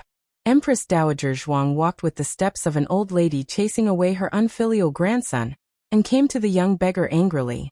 She picked up the stick on the ground again and beat the beggar. Who told you to snatch Ijia's things? Who told you to snatch Jiao Jiao's money? Who told you to steal chickens and dogs? Who told you to not do proper things? The rain was heavy and Empress Dowager Zhuang spoke the language of Zhao country in anger. The beggar didn't understand a word, but the stick on his body was clearly hit. Aya! Stop hitting! Stop hitting! I'll give it back to you. I'll give it back to you. You damn woman, how can you be so strong? The beggar was almost beaten into a pig's head. How could he have expected that a little old lady who fell and couldn't get up would be so ruthless in beating people? She was too heavy-handed. Empress Dowager Zhuang hit him with the stick again, and almost killed his thousands of children and grandchildren. The beggar trembled and looked at the stick that fell between his legs. If the stick moved half an inch forward, he would. He looked at the old lady in front of him again, and saw that the other party's eyes revealed a strong murderous aura. He felt fear from the bottom of his heart. He didn't even dare to play tricks and threw the bag in his hand at the old lady.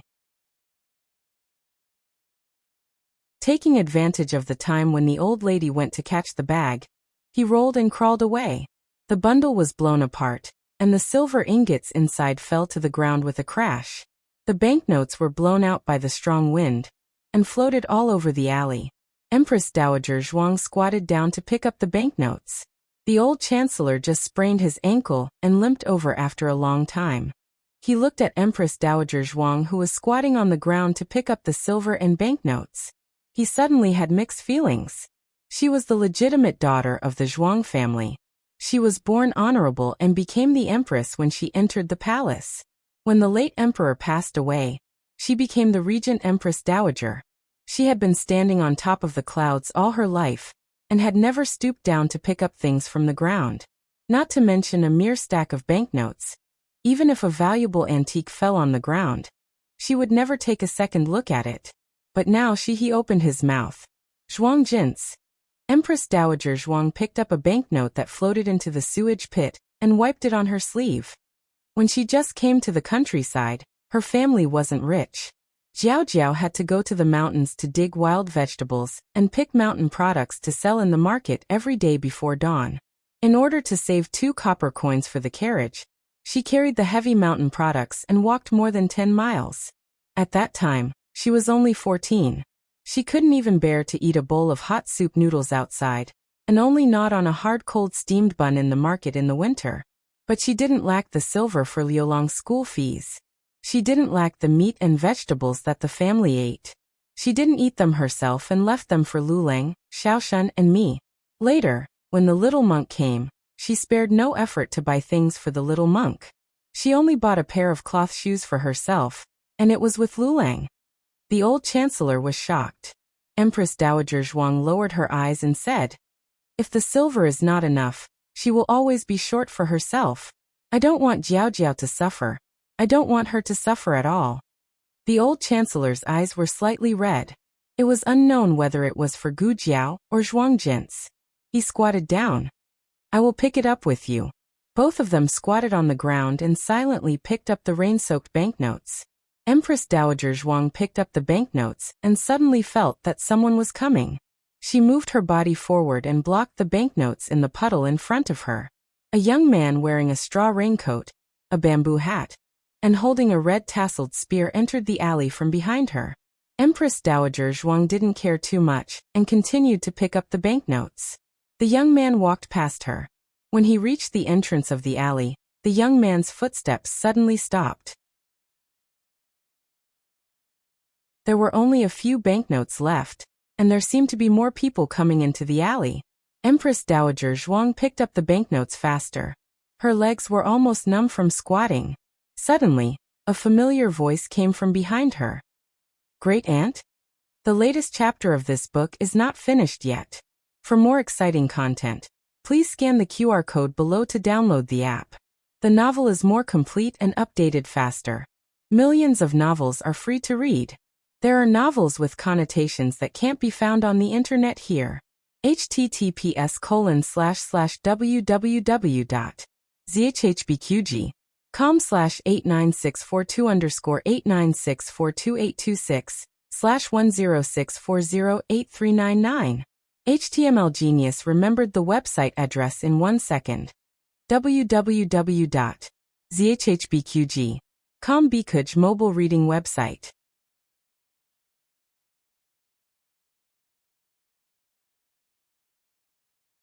Chapter 778. The latest chapter of this book is not finished yet. For more exciting content, please scan the QR code below to download the app. Novels are updated faster. Millions of novels are free to read. Novels with content that can't be found on the internet are all here. Empress Dowager Zhuang stopped picking up the banknotes. The rain was heavy and the wind was strong. If Empress Dowager Zhuang looked up, she couldn't open her eyes at all. She squatted stiffly on the ground in the rain, like a little old lady in the countryside picking vegetables in the ridge. She paused for a moment, and then continued to pick up the banknotes. She must have wanted to Jiao Jiao so much that she heard wrong. How could Jiao Jiao appear here in such a heavy rain? Great Aunt. It was another familiar voice. This time, the voice was directly above her head. A young man wearing a straw raincoat and a bamboo hat knelt down on one knee beside her. Empress Dowager Zhuang still couldn't raise her eyes, but she caught a glimpse of the ugly red tasseled spear, the little braid, and the big red flower. She couldn't be more familiar with it. However, Empress Dowager Zhuang's eyes suddenly stopped looking up. She lowered her head and brushed her messy hair on her cheeks in the rain, trying to straighten her hair so that she didn't look so embarrassed. She also moved her feet that were numb from squatting, as if she also wanted to make a squatting posture that wasn't so embarrassing. Gu Jiao tilted her head and looked at her. Great Aunt, is it really you? Why are you here? This time, Great Aunt's tone was no longer questioning. She was really sure that she had met the person who was least likely to appear in the Great Yin Kingdom. It was also the person she had been thinking about. The old lady suddenly felt wronged. She was robbed on the street, stuffed into a steamed shrimp in the carriage, beaten by the wind and rain, and fell down again and again, but she didn't feel wronged at all. However, Gu Jiao's great aunt broke all her strong feelings in an instant. Her eyes turned red. She was like a child who had been bullied outside, and was finally found by her parents. Her small mouth and nose twitched. She said with a crying voice, "Why did you come so late? I've been waiting for you all day." Gu Jiao didn't know what to do. She said blankly, I just walked too slowly. I'll pay more attention next time. I won't take a carriage. I'll ride a horse, the Black Wind King." The old lady didn't understand what the Black Wind King was. She squatted on the ground with the banknotes in her hand, sobbing in grievance. "I'm not crying," she said stubbornly. Yes, Grandaunt didn't cry. Gu Jiao hurriedly took off her straw raincoat and draped it over Empress Dowager Zhuang. "Aijia doesn't need it, you wear it," Empress Dowager Zhuang said. Not only did she refuse Gu Jiao's straw raincoat, but she also took off the bamboo hat on her head. Gu Jiao stopped her. With Gu Jiao's strength, it was a piece of cake for her to stop an old lady. She tied her bamboo hat and straw raincoat tightly, making it impossible for Empress Dowager Zhuang to take them off.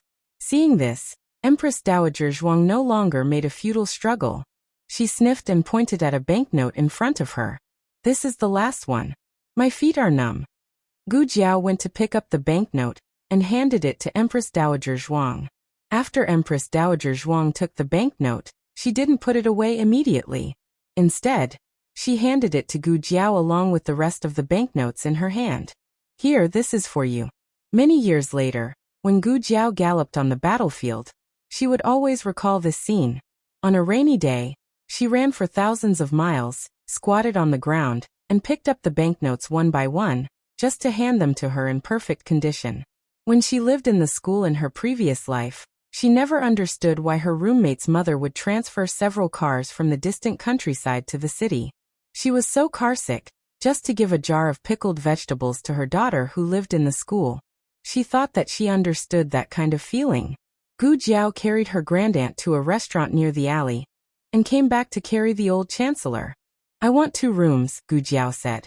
The old chancellor had been pacing back and forth in front of Lingbo Academy, and had long been watched by the nearby shops. The innkeeper originally wanted to check the 2 elders' identities, but Gu Jiao directly showed the token of the Imperial Preceptor Hall. The innkeeper instantly tensed up. "Old master, old madam, please. Young master, please. Get 2 buckets of hot water," Gu Jiao ordered. The innkeeper hurriedly responded, "Yes, yes, coming right now." Empress Dowager Zhuang looked at the innkeeper whose attitude had changed abruptly. "What token do you have that is so useful?" She was worried that the children would live a hard life because of various reasons, but it seemed to be different from what she thought. "The token of the Imperial Preceptor Hall," Gu Jiao said truthfully. Empress Dowager Zhuang calmly acknowledged. At this moment, she was immersed in the excitement of being recognized by Gu Jiao and didn't realize what the Imperial Preceptor Hall was. Although the 2 elders had brought luggage, it was all wet from the heavy rain. After Gu Jiao sent the 2 elders to their respective rooms, she went to a nearby clothing store to buy a few sets of dry clothes. She had spare clothes in the carriage. Gu Jiao came to pick up little Jing Kong today, but who knew that the little guy went to the palace with the young commandery princess? Empress Dowager Zhuang's mouth twitched. Was the little monk doing so well? He could even visit the palace of the great Yin dynasty? Then why did you use it as a weapon? Empress Dowager Zhuang's eyes were very sharp. Gu Jiao scratched her little head. "I have a lot of enemies recently, so I used it for self-defense." Empress Dowager Zhuang sat in the bathtub behind the screen and calmly acknowledged. It was as if she was saying that this was the right way to open the door. She knew it was not peaceful, and she came at the right time. When Empress Dowager Zhuang and the old chancellor finished packing, Xiaoheng also came. When Gu Jiao went downstairs to buy clothes, she asked the coachman to go back to the Imperial Preceptor Hall, and asked Xiaoheng to come to this restaurant. Xiaoheng didn't know it was his grandaunt and the old chancellor who came. When he entered the room and saw the 2 elders sitting on the armchairs, he was so shocked that he couldn't close his mouth. There weren't many opportunities to see Xiaoheng lose his self-control like this. Gu Jiao sat beside her great-aunt and looked at him calmly. The corners of her lips curled up slightly. Apparently, she enjoyed her husband's confused expression very much. Xiaoheng woke up from the shock after a while. He quickly went into the room, closed the door and bolted the door. "Grandaunt teacher." He greeted them in surprise. The old chancellor coughed lightly. "It's easy to expose your identity if you call me teacher." "Son-in-law." Xiaoheng changed the way he addressed him. The old chancellor lifted the teacup in satisfaction, and drank a mouthful of tea with a calm expression. Xiaoheng was really shocked. He couldn't believe what he saw, but the 2 elders really did appear in the great Yan's capital. Xiaoheng took a deep breath and suppressed the remaining shock in his heart. He asked the 2 elders, "Grandaunt, granduncle, why did you come to the Yin kingdom?" The old chancellor asked with an accent. "Are you asking for the reason or the method?" Xiaoheng said, "Don't be so picky. Before answering your question, can you tell me what happened to your face?" The old chancellor looked at the mole under his right eye and asked. This mole was originally removed by Princess Xinyang. Xiaoheng touched the mole under his eye and said, "I painted it." The old chancellor asked, "Why did you paint it?" Xiaoheng said, "I'll tell you in detail later. First, tell me why you and grandaunt came." The old chancellor looked serious. "Isn't it because I'm worried about you? You've been gone for so long and didn't even send a letter. We've only left Zhao country for 3 months. You left a month ago and only waited for 2 months. Even the war in Jiaojiao took longer than this. What's the method?" Xiaoheng asked. The old chancellor flicked his wide sleeves and said proudly, "I forged an employment letter from Lingbo Academy." Xiao Heng was speechless. You don't have to emphasize grandaunt.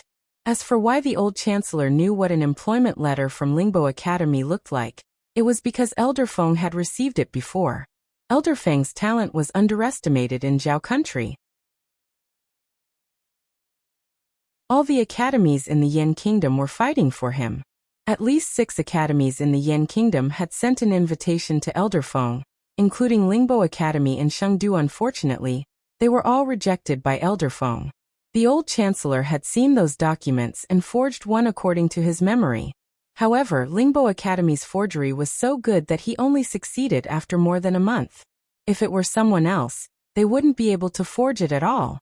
Gu Jiao leaned against her grandaunt and listened to the conversation between the master and disciple. She was rarely so close to others and looked like she was leaning against her grandaunt's arm. At this moment, she wasn't the commander of the Black Wind Cavalry who fought for her life, nor was she the young doctor who saved lives. She was her grandaunt's Jiaojiao. Empress Dowager Zhuang wasn't used to being close to others, but when Gu Jiao was by her side, she could let down all her guard. Of course, she didn't hug Gu Jiao in her arms.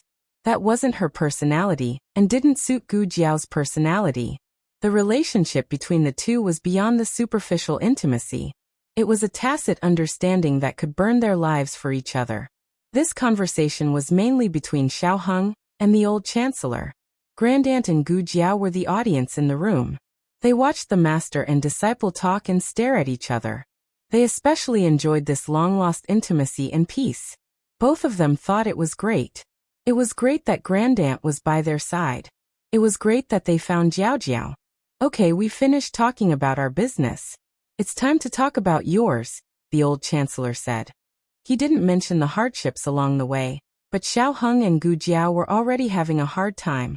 Not to mention the two of them were old. Okay. What's the situation on your side?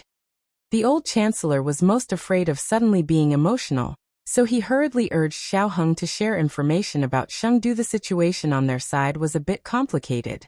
Xiao Heng didn't know where to start, so he had to start from his and Gu Jiao's current identity. What? You replaced Sheng Guanqing and became the eldest grandson of the emperor? The old chancellor was shocked. It turned out that the biggest shock wasn't him and Zhuangjin's coming to Chengdu. It was Xiao Heng's background that was the biggest shock. Xiao Heng said again, I forgot to say that Sheng Guanqing is Xiao Qing, the son of my mother and father. The old chancellor thought and said, the son of Princess Xinyang and Marquis Xianping? That child is still alive? Yes, Xiao Heng said. He was brought to the Yan Kingdom by my mother. The old chancellor was a bit overwhelmed. Your mother is, Xiao Heng answered seriously, the former crown princess of the Yan Kingdom, Shang Guanyan.